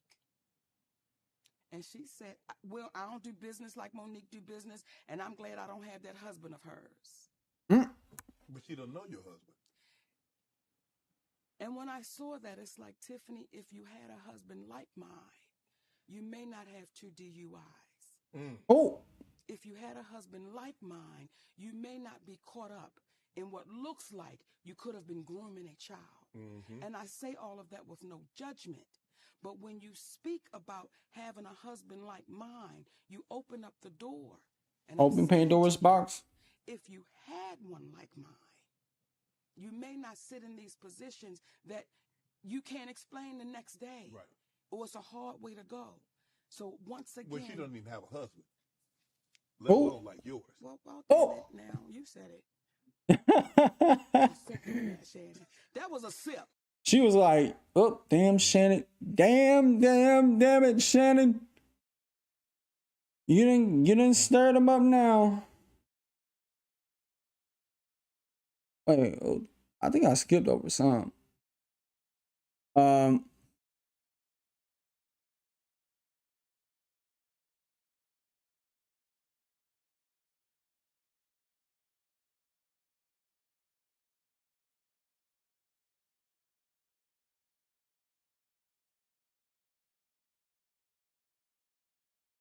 Now he did end up speaking. Wait, where did I put that? Where did I put that?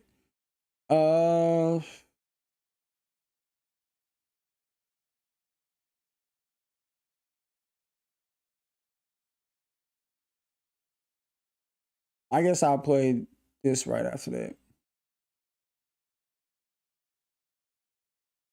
Now her son did end up responding to what she said, and he had like 2 lengthy videos about this.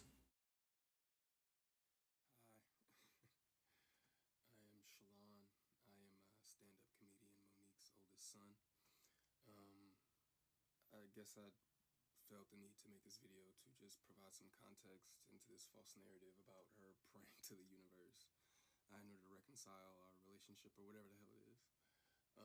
I wrote it all down so that way I don't go all over the place and get emotional or anything like that. I'm gonna talk. People could probably bear, but it's just gonna help me kind of stay together.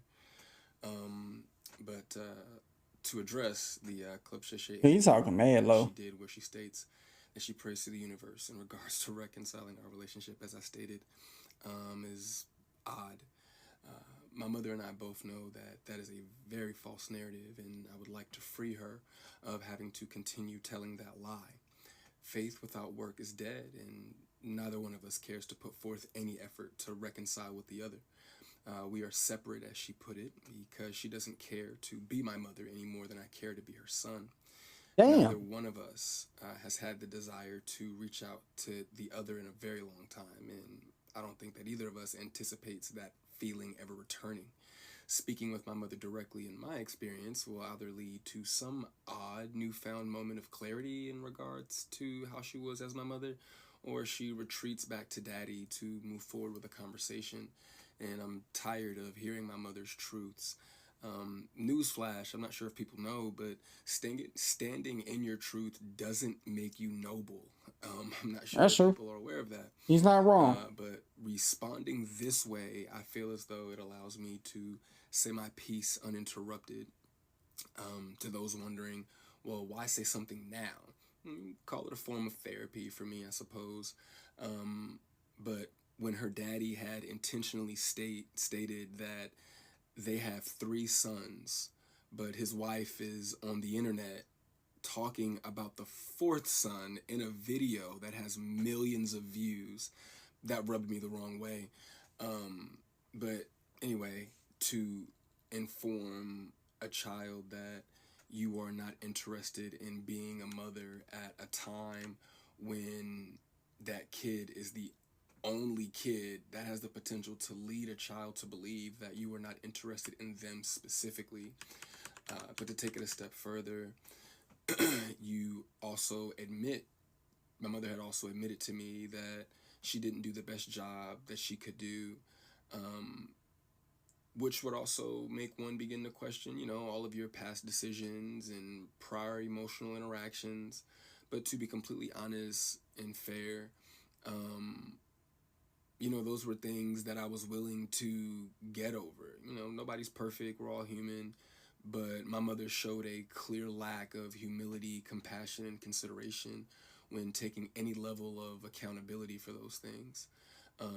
My mother does a fantastic job of acknowledging a lot of things, but she doesn't take accountability. We've been on a road hearing, seeing people accountability forwards speaking against their parents. In my experience. But if I had to guess, though, her interest in being a mother probably started around the time that she married her daddy and had his children. But that interest, obviously seemed one-sided, and as it should have been.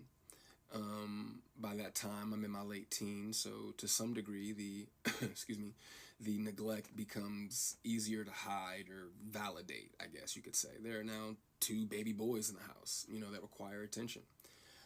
But still during that time, however, I still watched her enjoy the love and admiration of total strangers more than my own. To this very day, my mother has never expressed to me when, if ever, she became interested in me as her son. That did lead me down a path of questioning my self-worth and struggling to understand the value of a mother in a child's life. In the interview, she also states that she gave me an apology. but an apology to a son from a mother that consciously showed no interest in him holds no weight. There are still women to this day that my mother will give credit to for being more of a mother to me than she ever could. Her assistant, my cousin, being one of them. Every time, though, that my mother would state that she was right here whenever I was ready, that ideology still blows my mind today, that a person could openly admit to being an uninterested, not put my best foot forward type of parent and be so self-centered that they still express to the kid, you have to come to me when you're ready. You got to come to me for us to make this right. Okay.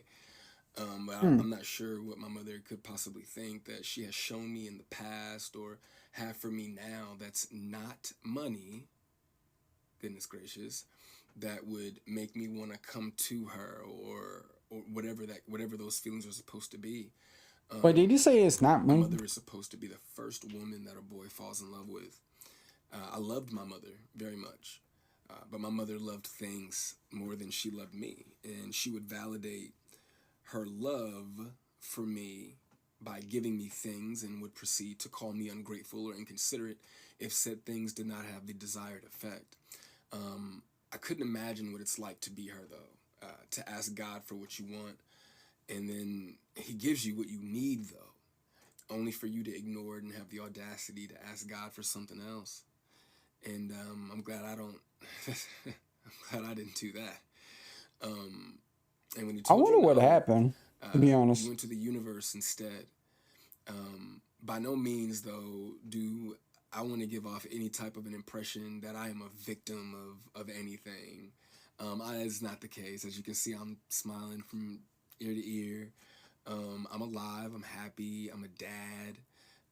Oh, he got his own Healthy, kids. I think. I drink a lot of water. I'm getting over a cold now. I still have my days just like everybody else. And, there were a few things that she did teach me along the way. I did learn how not to love from my mother. I also learned to make sure that I never lose so much of who I am that I have to validate it through another person.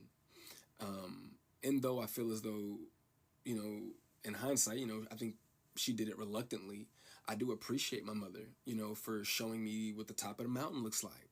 You know what I'm saying? It did give me perspective on what hard work and dedication can get you, but I don't want something like that at the cost of giving up something that I created. I don't want it that bad. And speaking of creations, I genuinely, truly, I really did want my mother to have a relationship with my daughter. I even fought through those intrusive thoughts that were, if she wasn't interested in you, what makes you think she's going to be interested in your kid? But it took my mother no time at all to prove that those intrusive thoughts were correct. But what I can say, good for her, the universe did, bless her with 3 other sons.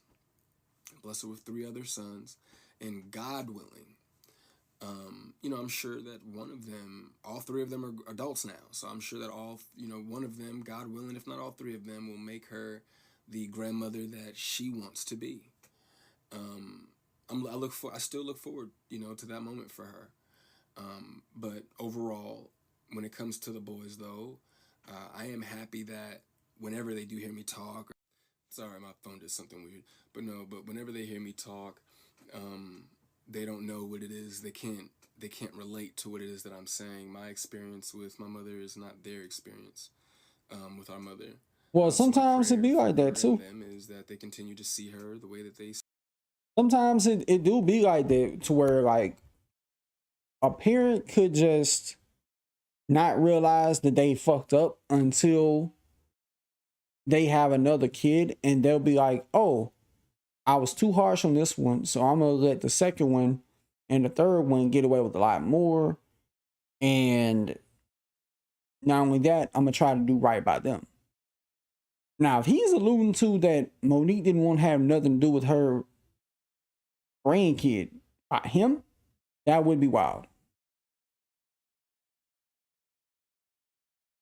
See her now. I do also want to make sure that I say thank you to my mother for giving me life. Without that moment in time, I wouldn't have had my little one. But outside of that moment, there isn't anything that either of us has to offer the other. In my opinion, it's a waste of God's time and the universe's time for praying for something that you were not willing to put forth any effort to obtain. Putting the work into becoming Monique is more important to my mother than being my mother. And I do not believe that it was never about her being there and waiting for me, but it was supposed to be about me being there and waiting for her. My mother's value had reached such a low point in my life that I no longer found it necessary to either want to wait for her or even go to her. But like I said, man, I'm super grateful that she has the opportunity to do it all over again. You know, I'm happy for her. I hope the Cat Williams tour goes As well. quiet as he is, I could tell that she prays for that us to he's reconcile pissed is a off. false narrative. It's not. I can tell he's pissed. Because you can always tell when somebody's pissed at a parent when they're just like very calm about some shit. But Monique did take the IG Live in a 2-minute response. And both her and her husband kind of gave a response to what he had to say. When you see these individuals with the mansions, with the cars, and all of these things, in the words of our great ancestor, Bob Marley, some people are so poor, all they have is money. Come on. Don't be that. Come on. Don't be that. I'm sorry to be chocolate. When I hear my son, when I hear you, Shalon, talk about money and stuff, it's like, baby, as I told you when you were younger, I told you as a man, don't let nobody introduce you to me. You know who your mama is. And when folks speak in reference to calling your seed, sometimes, especially when your seed decided to call things off with you because you didn't move for a 34-year-old, 32-year-old man in the time that he wanted to do, because you as a mother, you as an entertainer, you as an actress, you as a grandmother, you as a wife, allotted the time to see him, but he pushed you away. But then when it's time for him and it doesn't work for you, now it's a problem. Listen, it comes a point in time where when you become a man, when you become a woman, it is your obligation to do for you. To do for you. At 31, brother, 32, I'm sitting there on a conversation at the behest of your mother. Why? For you. Because I love my nephew. And we still love you, Shalom. That's why your mother and your father interact with one another, to let them be aware of what's happening with you. So if you think you're not loved, that's because you're not paying attention. And there are other dynamics that fall into play, in which we completely understand. And for you too, we're going to keep the light on for you. But I find it extremely ironic that the last time you saw me, you wanted to be able to call me dad. And I couldn't allow you to call me dad because there's only one dad in your life. And he's a friend of ours. Come on. He's a friend of ours. Wait, he's a friend of y'all's?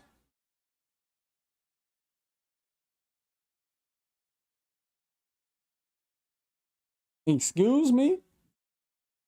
You mean to tell me that Monique married? Wait, was he cool with his pops before they got together? Or now if he's saying, oh, well, we friends now, okay. But if they were friends before and you end up popping his ex-wife and marrying his ex-wife, that's crazy. But there's a lot we don't know about what's going on. Like, for all we know, it could have not been all sunshine and rainbows. And maybe some things happen that he may feel a way about, which he'd be right to. It could be a case of Monique not spending enough time with her son at the time. Which some parents do end up putting their own career before their kid, and then their kid grow up to resent them. But I feel like if you got pulled like that, if you look at yourself and call yourself a boss and you can make some shit shake to where you're like, yo, we pushing this back tomorrow because I need to go kick with my kid. Then you're a boss. But if you can't make that work, then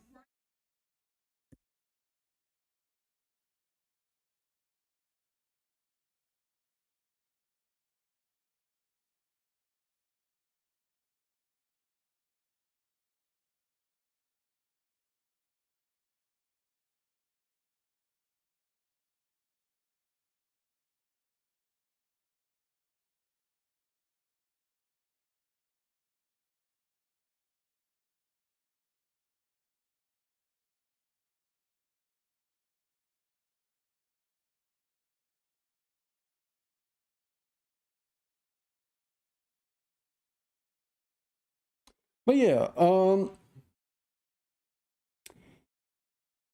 I don't know. Like, I hope that's not the case. I hope I'm wrong. But he did end up responding to their IG live on another almost 10-minute rant. And says that apparently he snapped at Monique for allowing her husband to question his mental health. All right, so I'm just going to get straight to it. Hi, I'm Shalon. So I find it unique that my video was in response to my mother and not her husband, but yet he still had the most to say, which isn't uncommon. I also find it unfortunate that my mother does not seem to speak on her own. The only two worlds that I know where daddy is used is for children speaking with their fathers and women acknowledging their pimps. Her husband starts off by literally doing the very thing that I said that they would do, which honestly kind of made me feel as though their response was ironic. That's crazy. They validate my original video. Either A, she has some newfound moment of clarity, or B. Yeah, that's crazy. That is crazy what he just said. He must got to axe the ground with Monique, because what the fuck? And let this be a lesson. If you up, you need to make sure you spend time with your kids.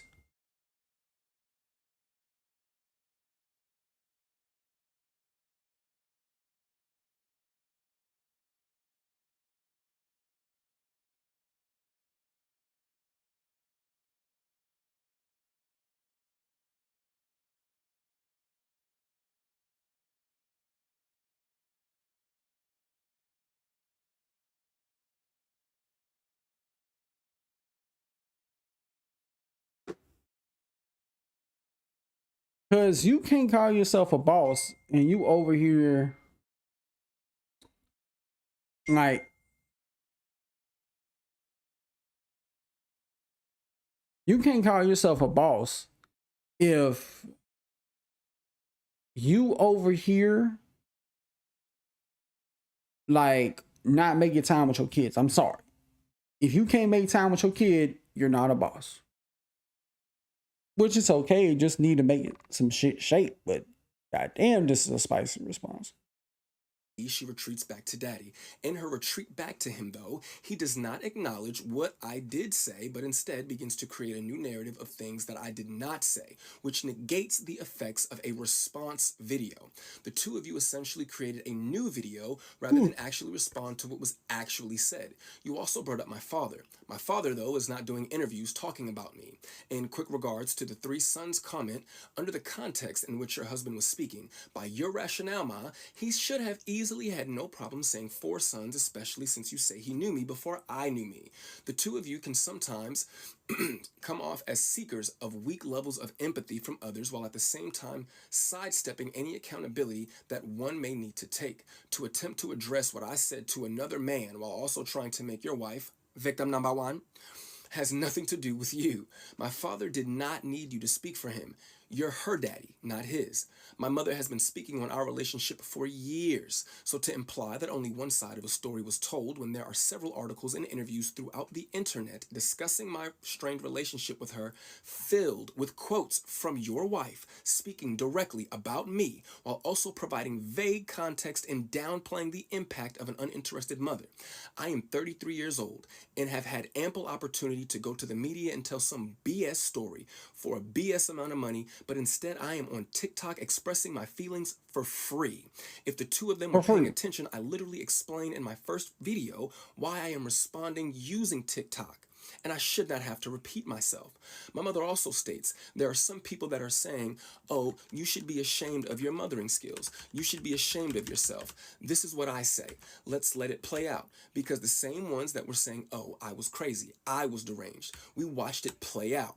So just like with my son, we're going to watch this play out. First of all, who the hell is we if it ain't you and I reconciling our relationship? Second of all, it's power in a word. Nobody is playing, but I can understand why you would use that word specifically. As you stated in the clip Shay interview, you had the mentality of a 15-year-old child. You required a man to raise you, and you were acting like a little girl. These are your words. It doesn't matter what context I have them in. This is how you thought of yourself as a grown adult who was someone's mother. Last time I checked, Monique fans, a 15-year-old grown adult who acts like a child but is in search of their daddy, they don't typically make efficient parents. But hey, I could be wrong.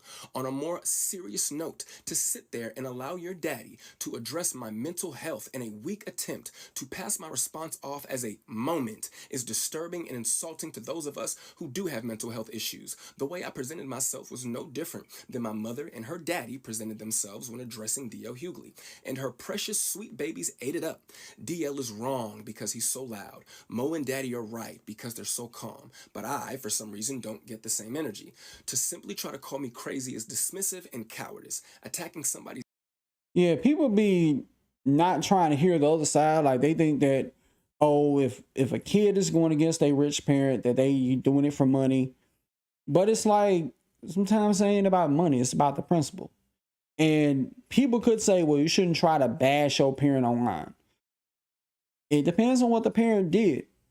If the parent did something crazy to where it's like, I feel like I have an axe to grind with you, then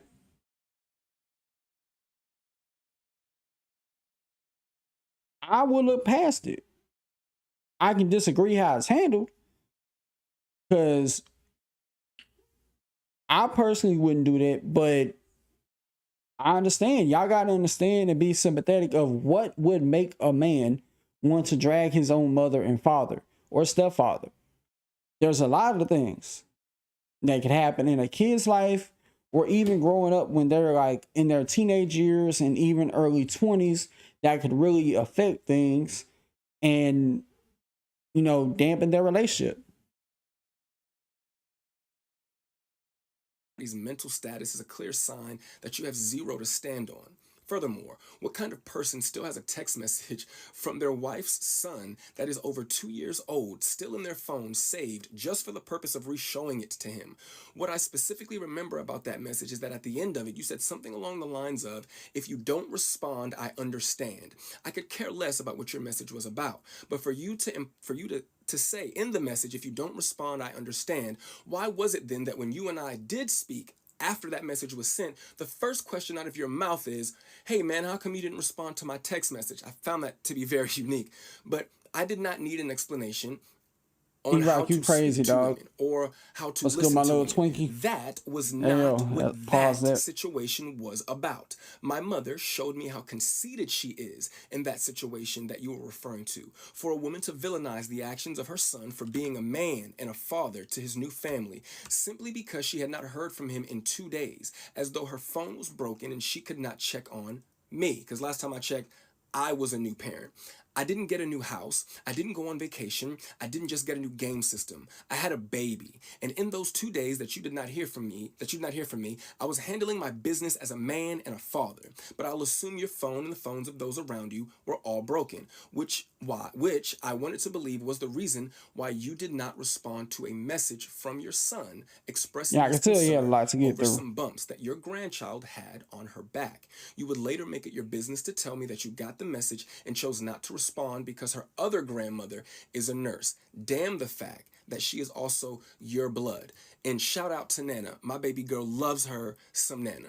The statement about money and then stating, don't let nobody introduce me to you, is not a competent statement to make because it wasn't a complete sentence, nor did the two things correlate with each other. And when did you have the time to introduce yourself to a son that you weren't interested in and didn't do the best job you could do? I'm starting to think that you're not hearing yourself. To address money, you gave me $10,000 for a down payment on a car. Yes, thank you again. Thank you. That's a lot of money. We're already prepared to put our money together and get a car. You and your husband called us one day and stated that y'all were going to give us $5,000 for a down payment. We said, okay. You then called us back a day or two later and stated that you would be giving us $10,000 for a down payment on the car. You and him made the conscious choice to give us that money. We did not ask you for anything, but this is an example of a rich person doing something for you, and because this is, an example of a rich person doing Seems like something his voice is breaking. they want to do it for you, but because it doesn't have the desired effect that they want it to have, you are inconsiderate and ungrateful. But let's take it a step further. I eventually would uncover that my mother had left me a UTMA worth $45,000. You never brought that account to my attention. You claim it was because you forgot that you even set it up in the first place, which validates. How could you forget you set that up? That ain't something you just forget you set up one day. Especially when it has $45,000 in there. Like $45,000? That would be like robbing a bank in GTA Online and forgetting that you put $500,000 in a vault. Like, what?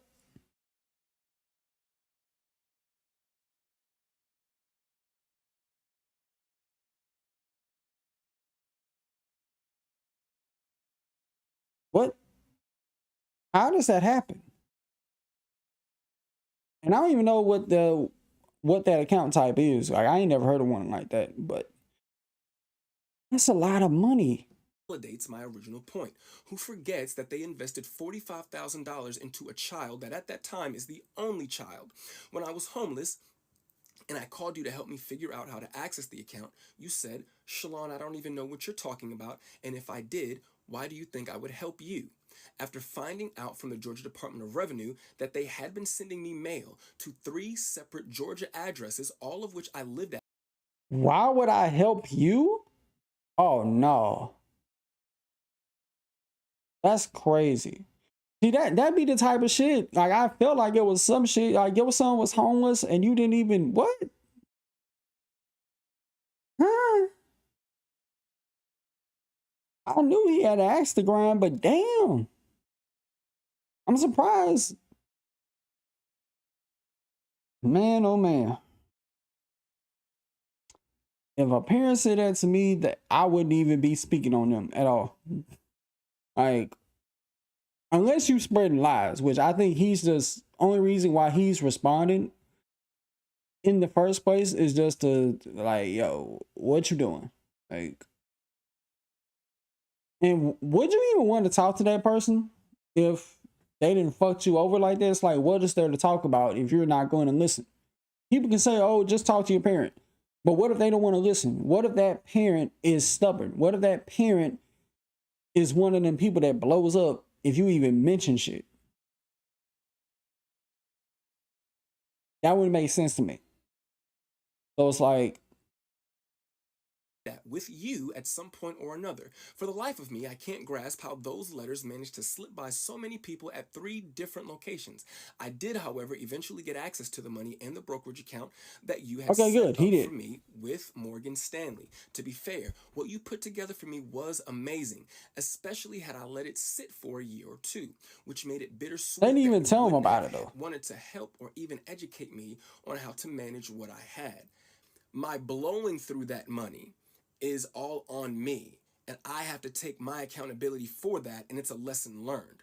Sydney stated that the last time that him and I spoke, I wanted to call him Dad. The actual truth is that I wanted to call him Pop. Calling you Uncle Sydney, but my mother calls you Daddy, and the boys call you Daddy. It was getting a little awkward. And yes, for a very short time, I did feel that way about you, but the more things change, the more they stay the same. The same. Oh, Black Jesus. He blew through $45,000 though.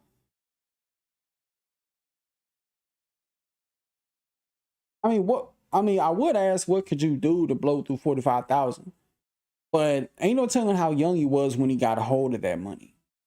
And yeah, you give a young guy in high school $45,000, he'll find a way for it to be gone overnight somehow. But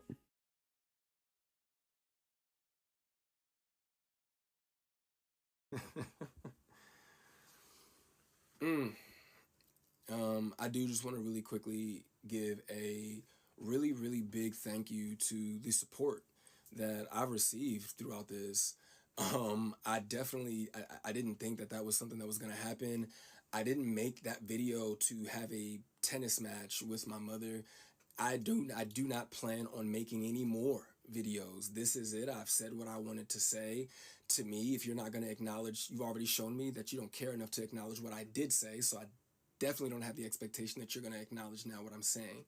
So it is what it is. But once again, I want to say thank you again, man. That day before I posted that original video, I went to sleep with 25 followers that I probably could name all. I could probably name all 25 of those people. I think I have over like 12,000 followers now. That's really cool, man. I really appreciate that. But I just can't say thank you enough. I know I sound like a broken record, but I do appreciate the love. And best of luck to my mother and Sydney. And I hope that the Cat Williams tour is incredible. I really, really do. But when it comes to me, I am going to enjoy being a dad and being a man and just going through life, man. I don't want to be famous or notorious for being someone's neglected kid. I don't want that to be my story. And I only said what I said just to provide context, not to become anything. But y'all be safe, man. Peace. well, damn, he sure did say a lot. And even though I would say it is wild for him to blow through 45 racks, like, I don't even know how somebody can blow through that much money. That's still wild. And, you know, if Monique is over here, like, how do you set up an account and forget you even set it up? That's still baffling me.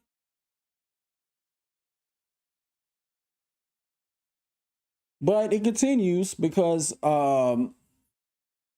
she decided to share some text messages between her and him.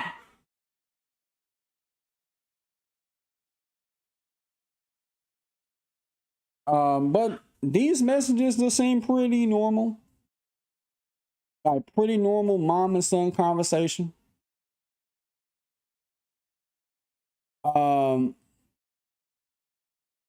Only problem is they haven't spoken in like what seems like 3 years.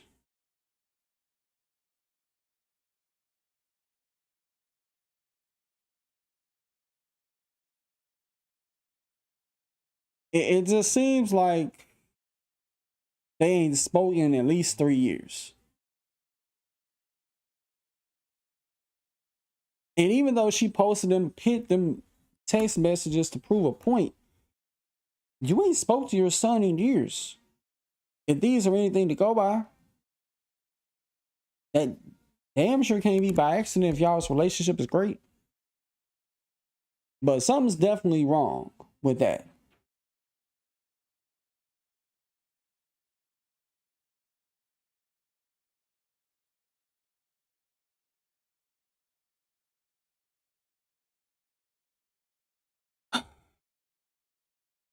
All right. Moving on to this whole drama that happened at the Super Bowl halftime awards. there was a lot of controversy surrounding Alicia Keys and Usher, like how he was all up on her and shit. Swizz Beatz did say that it was just performative. He kind of blew it off like it was nothing. Even though him putting his hands around it like that, I do feel like it's crazy.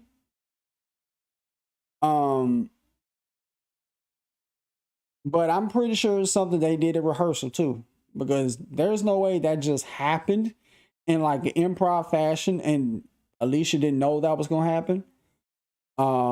Shout out to the Chiefs, by the way, for beating the 49ers. It was a close game. But yeah, this moment right here got everybody talking, like him wrapped around her and stuff like that. Yeah.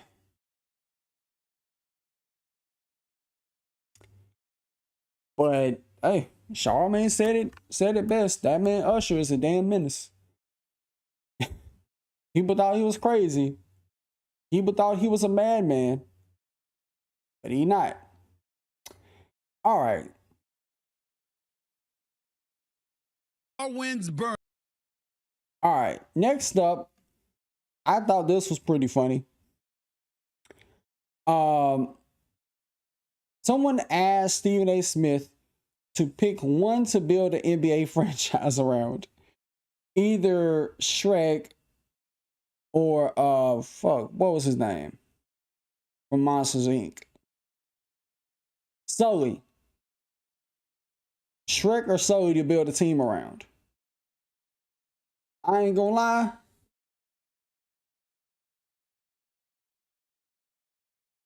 I probably would pick Sully over Shrek. Shrek, he look like he could sell a lot.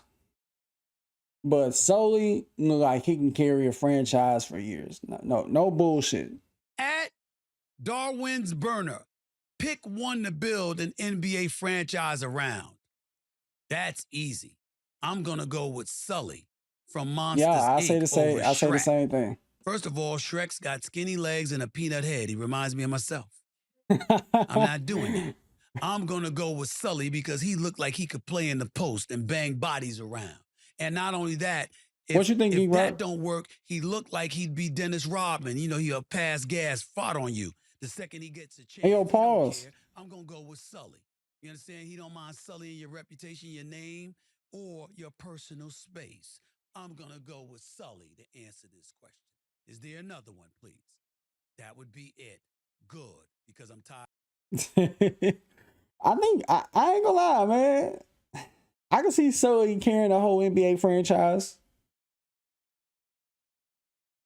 I mean, it's a wild question, but I can see it. All right, next up, there was this conversation I seen, which you're always gonna find tweets like these every week.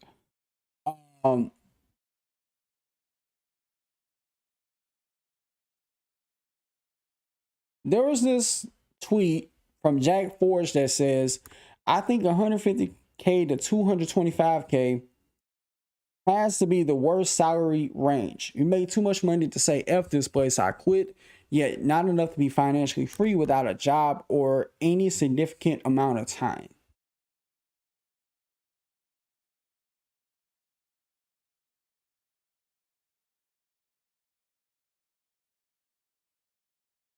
And then said worst may have been the wrong word to choose. Awkward probably would have been better.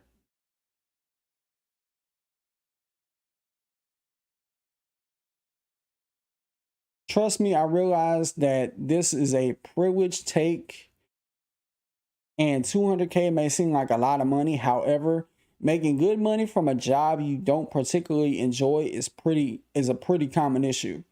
The thing is, I would agree with that sentiment if you were working a regular job. But if you make like 200K, like we're talking, if it's a 9-to-5 job, that's got to be like regional district manager or somewhere along them lines. Like that's a lot of bread you're reeling in annually. And if it's a job you went to school for, you got a degree in, and you don't enjoy it, then either A, switch a job and just go with a different company, or B, what the fuck are you doing? I guess I'd understand it if it was a thing where your parents forced you to go into college and you didn't want to go to college, you wanted to do your own thing. But come on, yo.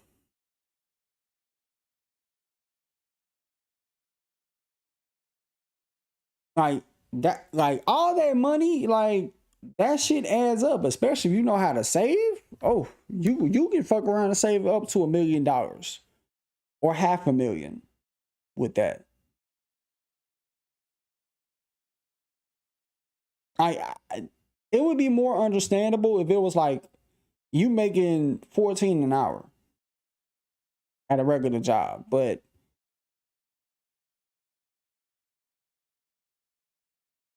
$200K, I don't know how you can not enjoy that job, especially if you went to school for it. Come on. All right. There was this other conversation I seen where this woman said that basically, hold on,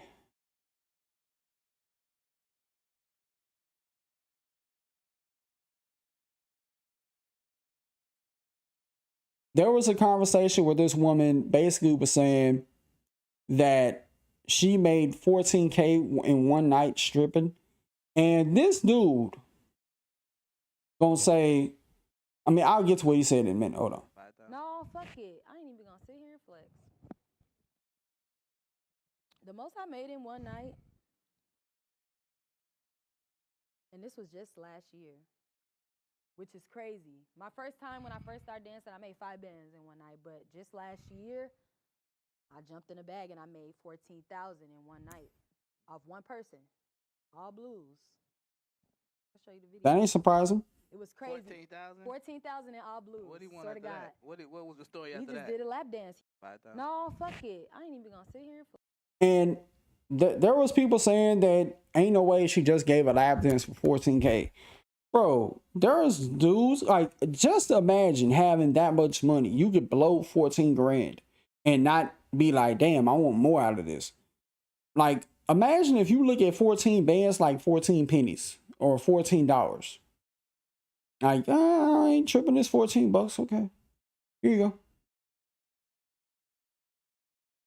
And this dude said, now you get into what this dude said. He was like, the way these women's mannerisms be and the way they talk is just so fucking manly. Like, who finds this shit attractive? She talks and acts like a dude. I couldn't disagree more, my friend. Because when I hear her talk, she don't sound like a dude. When you say she sounds like a dude, I'm thinking like she sounds like a man.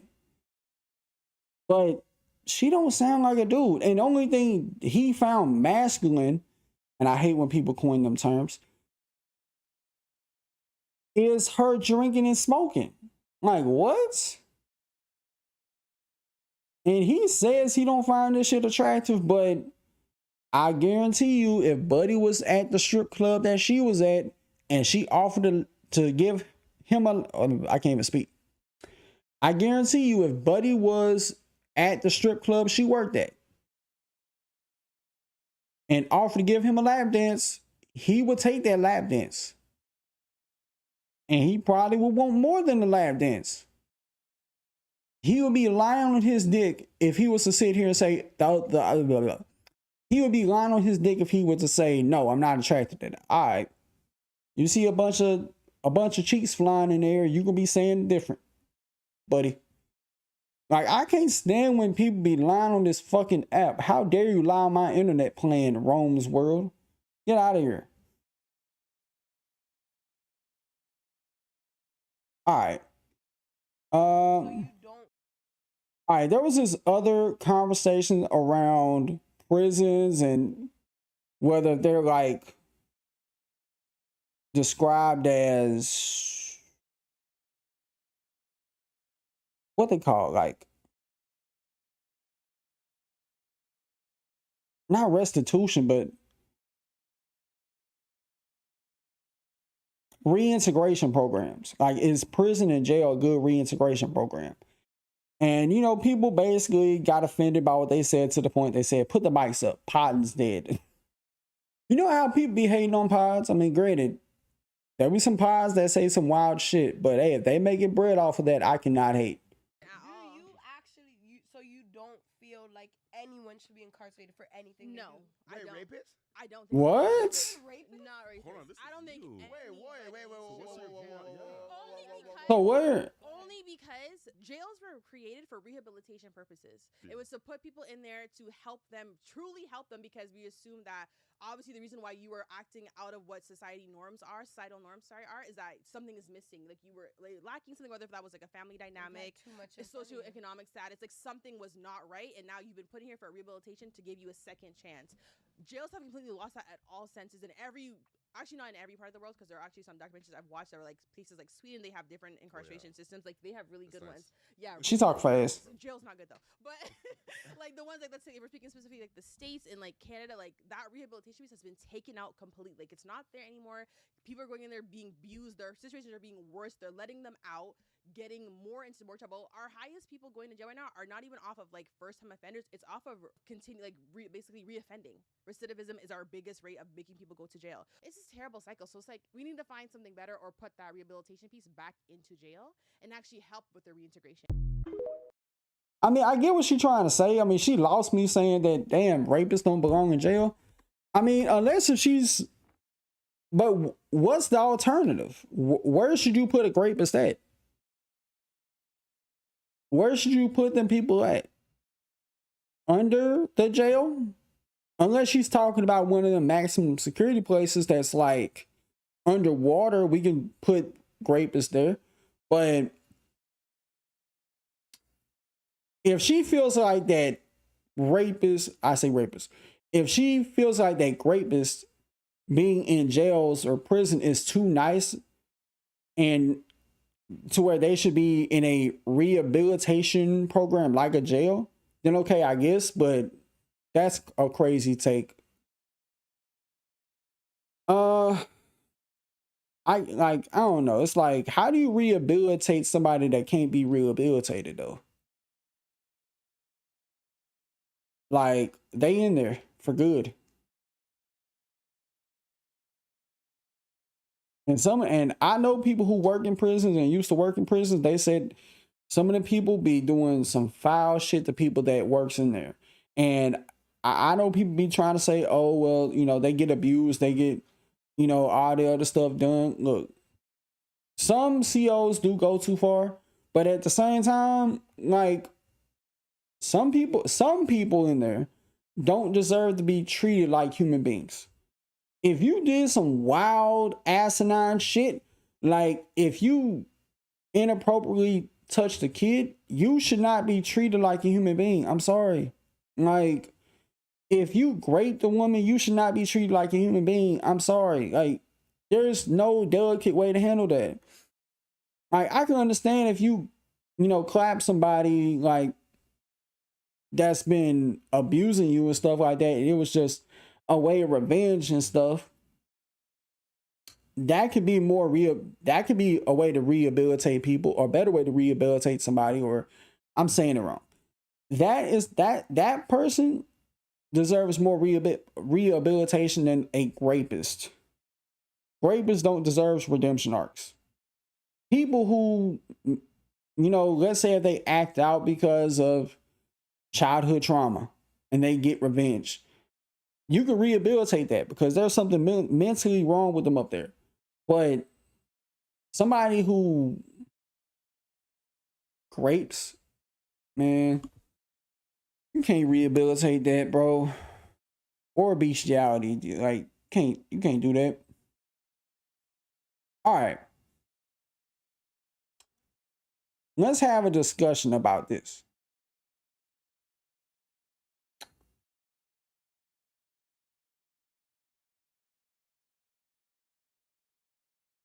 Can I shrink this?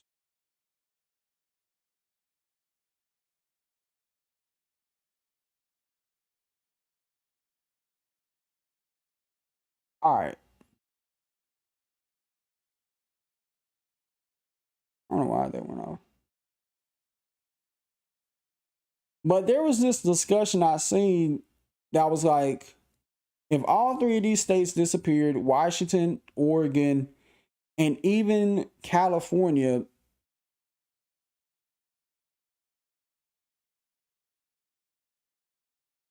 what all would be lost, essentially? I mean, I know what would be lost.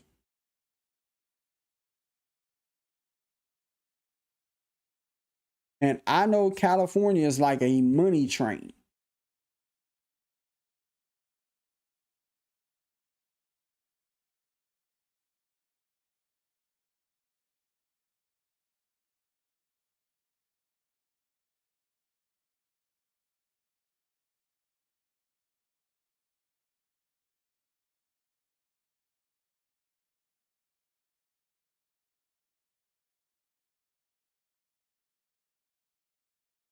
The biggest thing of value that would be lost from California, though, would be its football dynasty that they got over there. They got, bro, the amount of football teams they got over there: USC, UCLA, LA Rams, LA Chargers,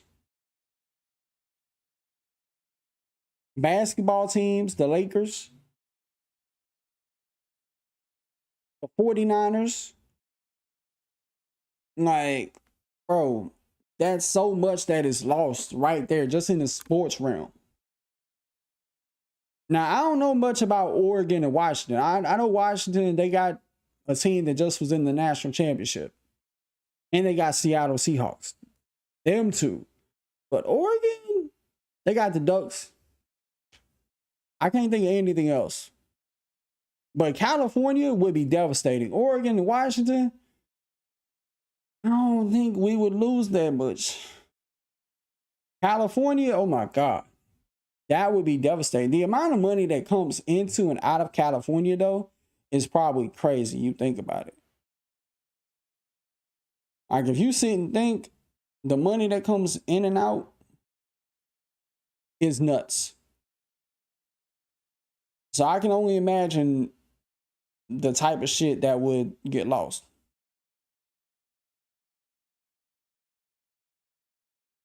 All right, so I seen this go viral from the Poor Minds podcast. Where there was this discussion about salaries again and how much a guy should make, you know, that usual thing. This is a wild take. So if you're making $50,000, don't date. I'm just being for real. You're not ready to date. Again, I'm with you. You're not ready to date. You're not ready to date because courtship 50K though? everything costs. You can go for 22 walks in the park. Eventually, shorty is gonna need a sip of something. She gonna be thirsty. This bottle of water is $3 in Atlanta. Let's not play. So if you don't have any expendable cash, don't date. And whatever that looks like for you, you might only make 50,000, but you live in a shoe, and now you got expendable cash. Or get you a bottom of the barrel bitch that's gonna date you when you have no money. If she doesn't have that expectation, and I'm gonna tell you this right now, enjoy it while it lasts, because eventually you're gonna wanna run. Because she doesn't stretch you, she doesn't make you the man that you need to become. She allows you to be this stagnant dude in the same jeans for days. You know what I'm saying? Be cutting up. I'm You just talk about saying. me. So if you're making $50,000, don't date.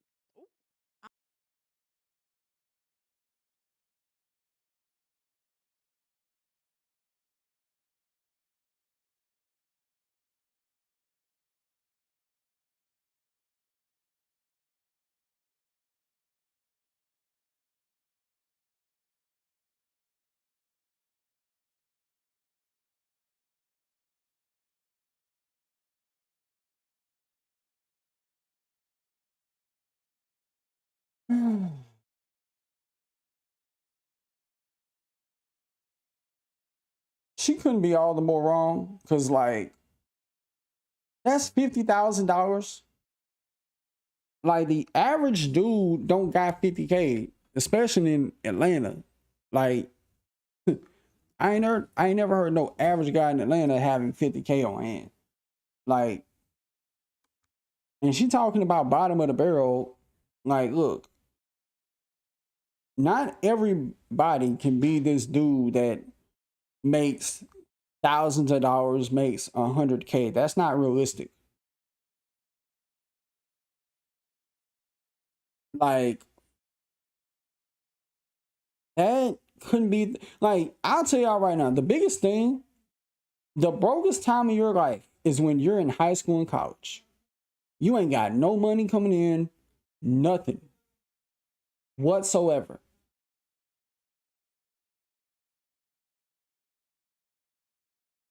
If you think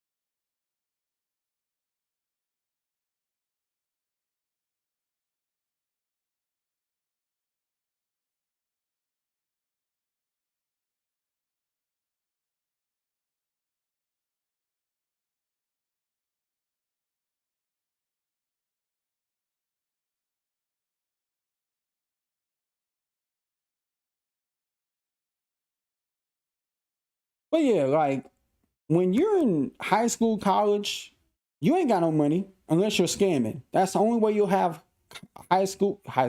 That's the only way you're gonna have money in high school or college is if you're a scammer. If you're not a scammer, you're broke, essentially. And you ain't got nothing but your personality to offer a girl. So that, don't listen to her. Any guy that's 18 years or old, do not listen to this. Because you don't need $50,000 to get bitches. I don't know who the fuck be coming up with this malarkey. Okay, you don't. And if I don't need 50K to get a woman, a good woman, why should I try to get 50K? Now, granted, that's only if you want 50K or more.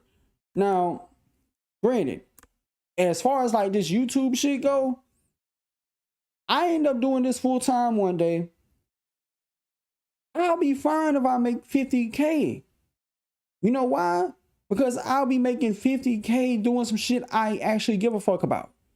And granted, it would be nice if that shit grew to 100K, a million maybe. But if it never reaches a million and I just get 100K, at least 100K, that's more than enough. Especially if I have just 50K. If all I get is 50K from doing content, guess what? I'm doing some shit I want to do. And any woman who's not satisfied with a man making 50K, you are a gold digger. I'm sorry. Unless if you got a history of dating rich dudes, then why the fuck are you even dating with dudes? And why are you even trying to date dudes that make less than you, that you want them to strive to be great?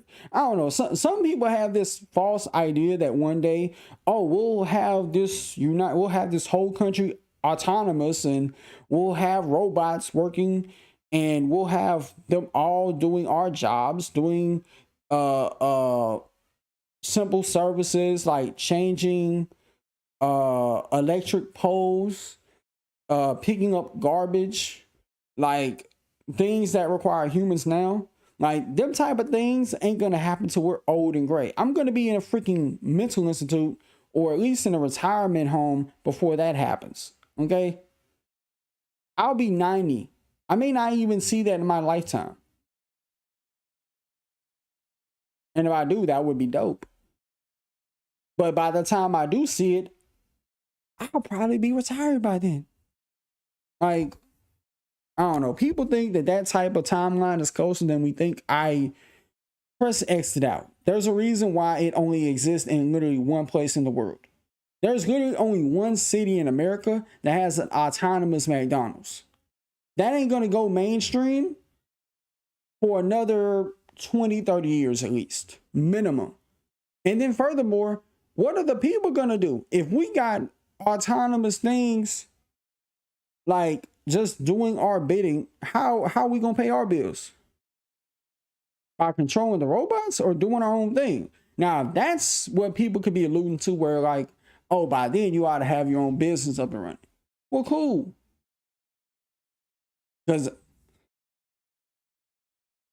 But y'all be living in illusion, because as of right now, not everybody can afford to be rich.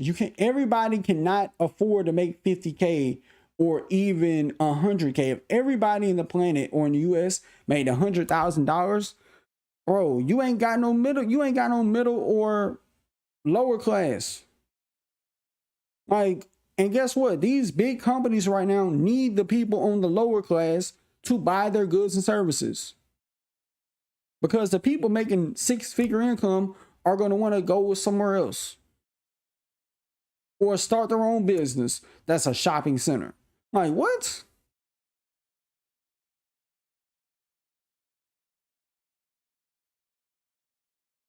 That's insane. But I will say this, shout out to Poor Minds Podcast though.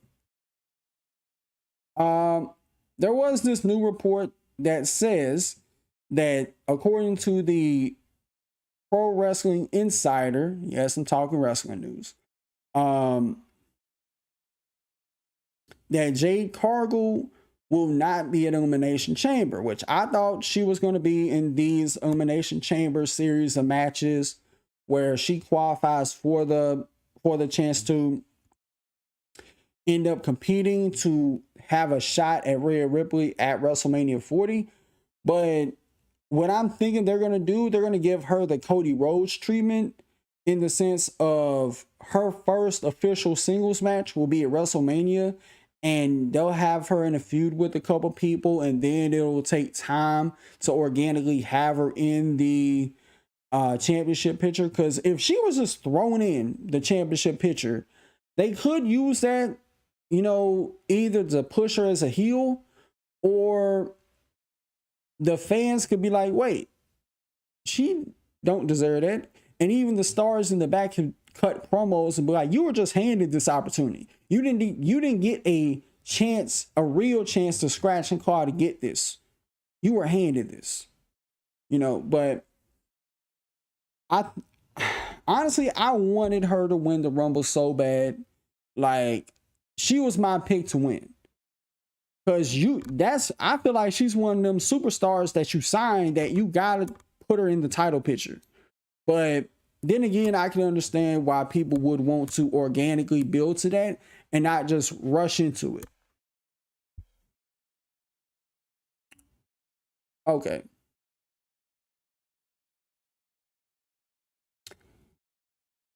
Next up, there was a report a couple hours ago that there's a new release date for the Fantastic Four MCU movie, and they kind of announced the cast. Pedro Pascal will be Mr. Fantastic. Vanessa Kirby will be Sue Storm. Eben Moss Backrack will be, he will be playing as Ben Grimm, aka The Thing, and Joseph Quinn will be Johnny Storm. I have zero problem with this casting whatsoever. I think this casting is a way better casting than the teenagers that they had practically as the Fantastic Four in that Fantastic Four reboot, which I don't know why they chose to reboot that series. That was a questionable reboot. Because it was like, that was one of them. You could have picked up where you left off. And they had a tease that they were going to have, what's his name from The Office? I mean, actually, he was in Multiverse of Madness as one of the Illuminati members. And I thought he looked great as Reed Richards.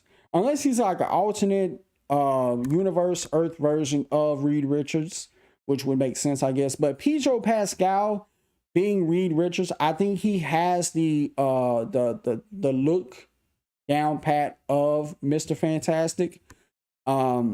He gives off like an older version of Reed Richards. Because even though in the original movie, Reed Richards was older or kind of in that age where he was a bit older, this definitely looks like a Reed Richards that's much older than that. I'm interested to see how this gonna play out.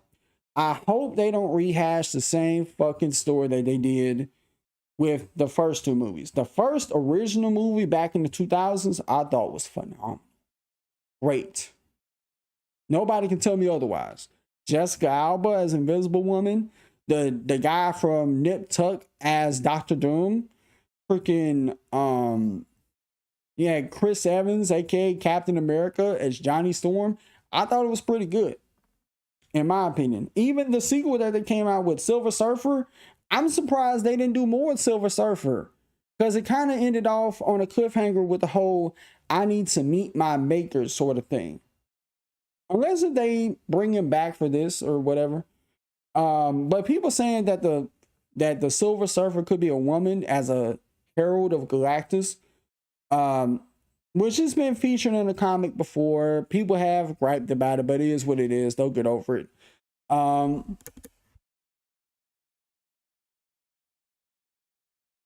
gonna check for this. All right, so we got a couple more things to do before we get out of here. We're doing Reddit confessions once again. And boy, is it a doozy.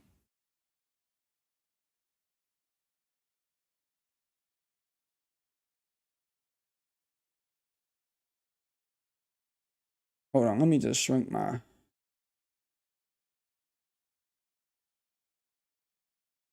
Okay. I dumped my girlfriend over text this morning.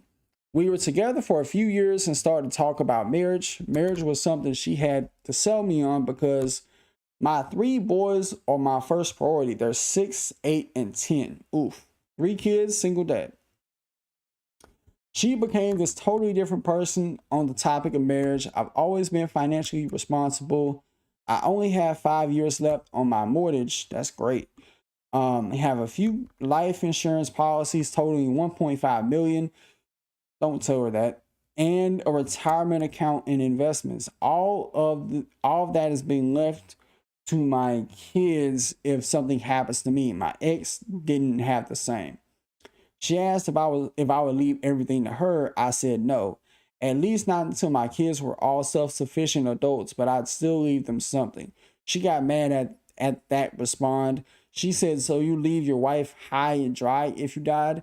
I said no, because she would have a job and understand that I'm not going to leave my young kids high and dry. Even if I left you everything, I guaranteed that it would be litigated and lawyers would get a piece. She told me I didn't get it. So this morning, I woke up and texted her she was right. I don't get it, and she deserved to find someone who could give her everything she wants. I haven't heard back. That's actually a W.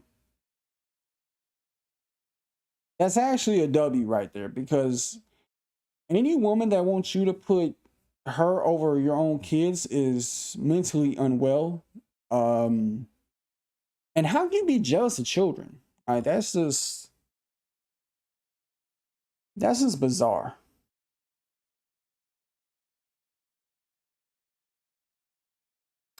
I broke up with my fake girlfriend on the night before Valentine's. Wow. We started chatting a year ago, and after around 4 or 5 months, we started dating long distance.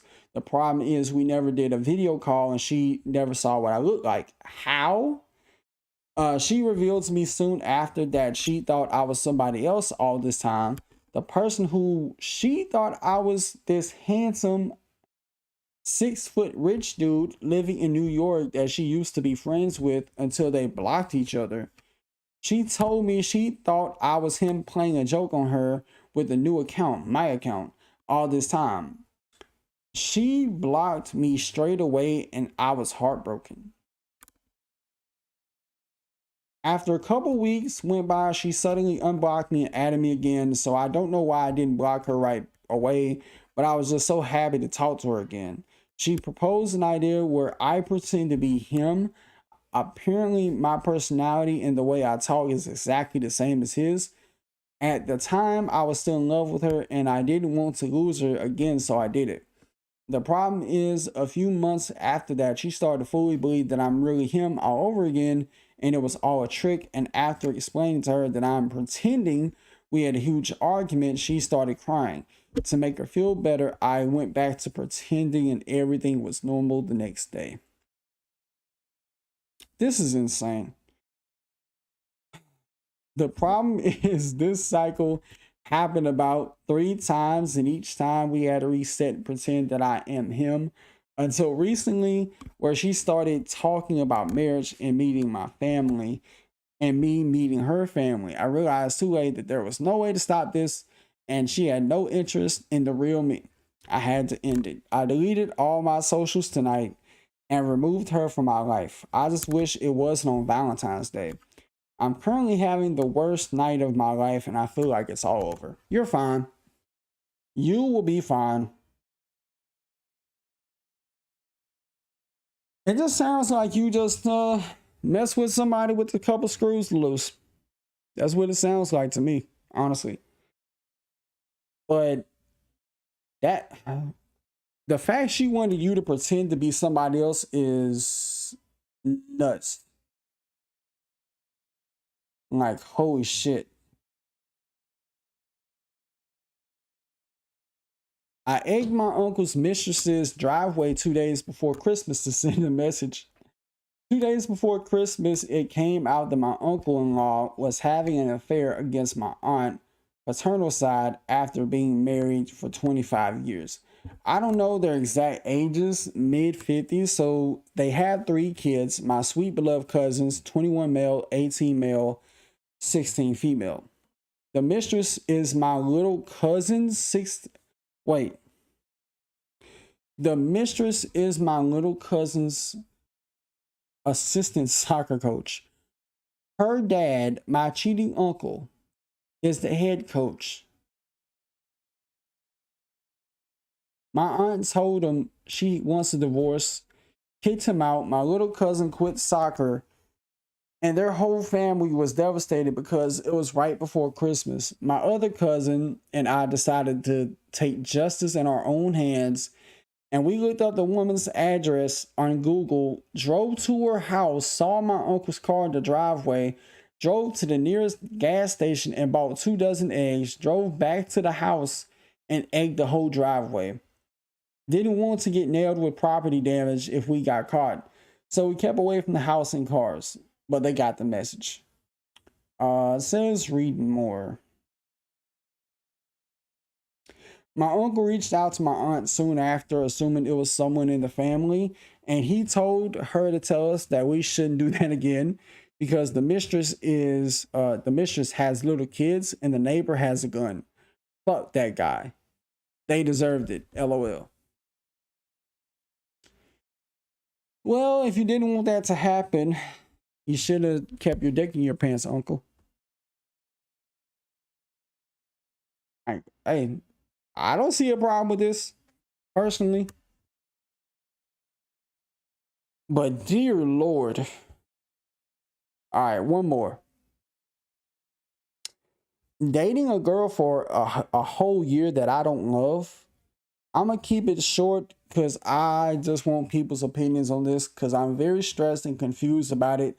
So I really like my girlfriend, and I really do. She's been there through all my ups and downs, and I've been there for her, but I've always never felt full with her.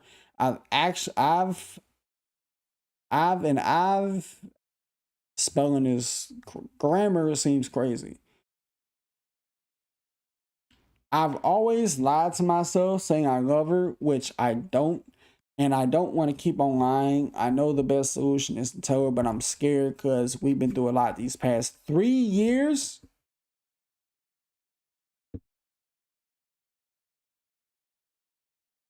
Hey, man.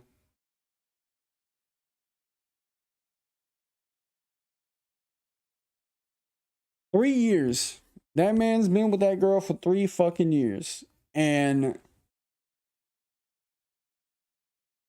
he don't know if he wants to be with her. That's nuts. How you be with a person 3 years and don't know if, and then just realize, yo, I don't want to be with him. After 3 whole years of commitment, like what? That's crazy to me. That's going to be an awkward conversation for that young guy to have. But yeah. Looks like we covered all the bases today. Almost did another 3-hour stream. Shout out to anybody who watched, who lurked in the chat. Shout out to E-Rock if he's still here. But yeah. We'll be back this time next week with some more news that happens in this crazy week from here on out. Till then, I'll see y'all in the next one.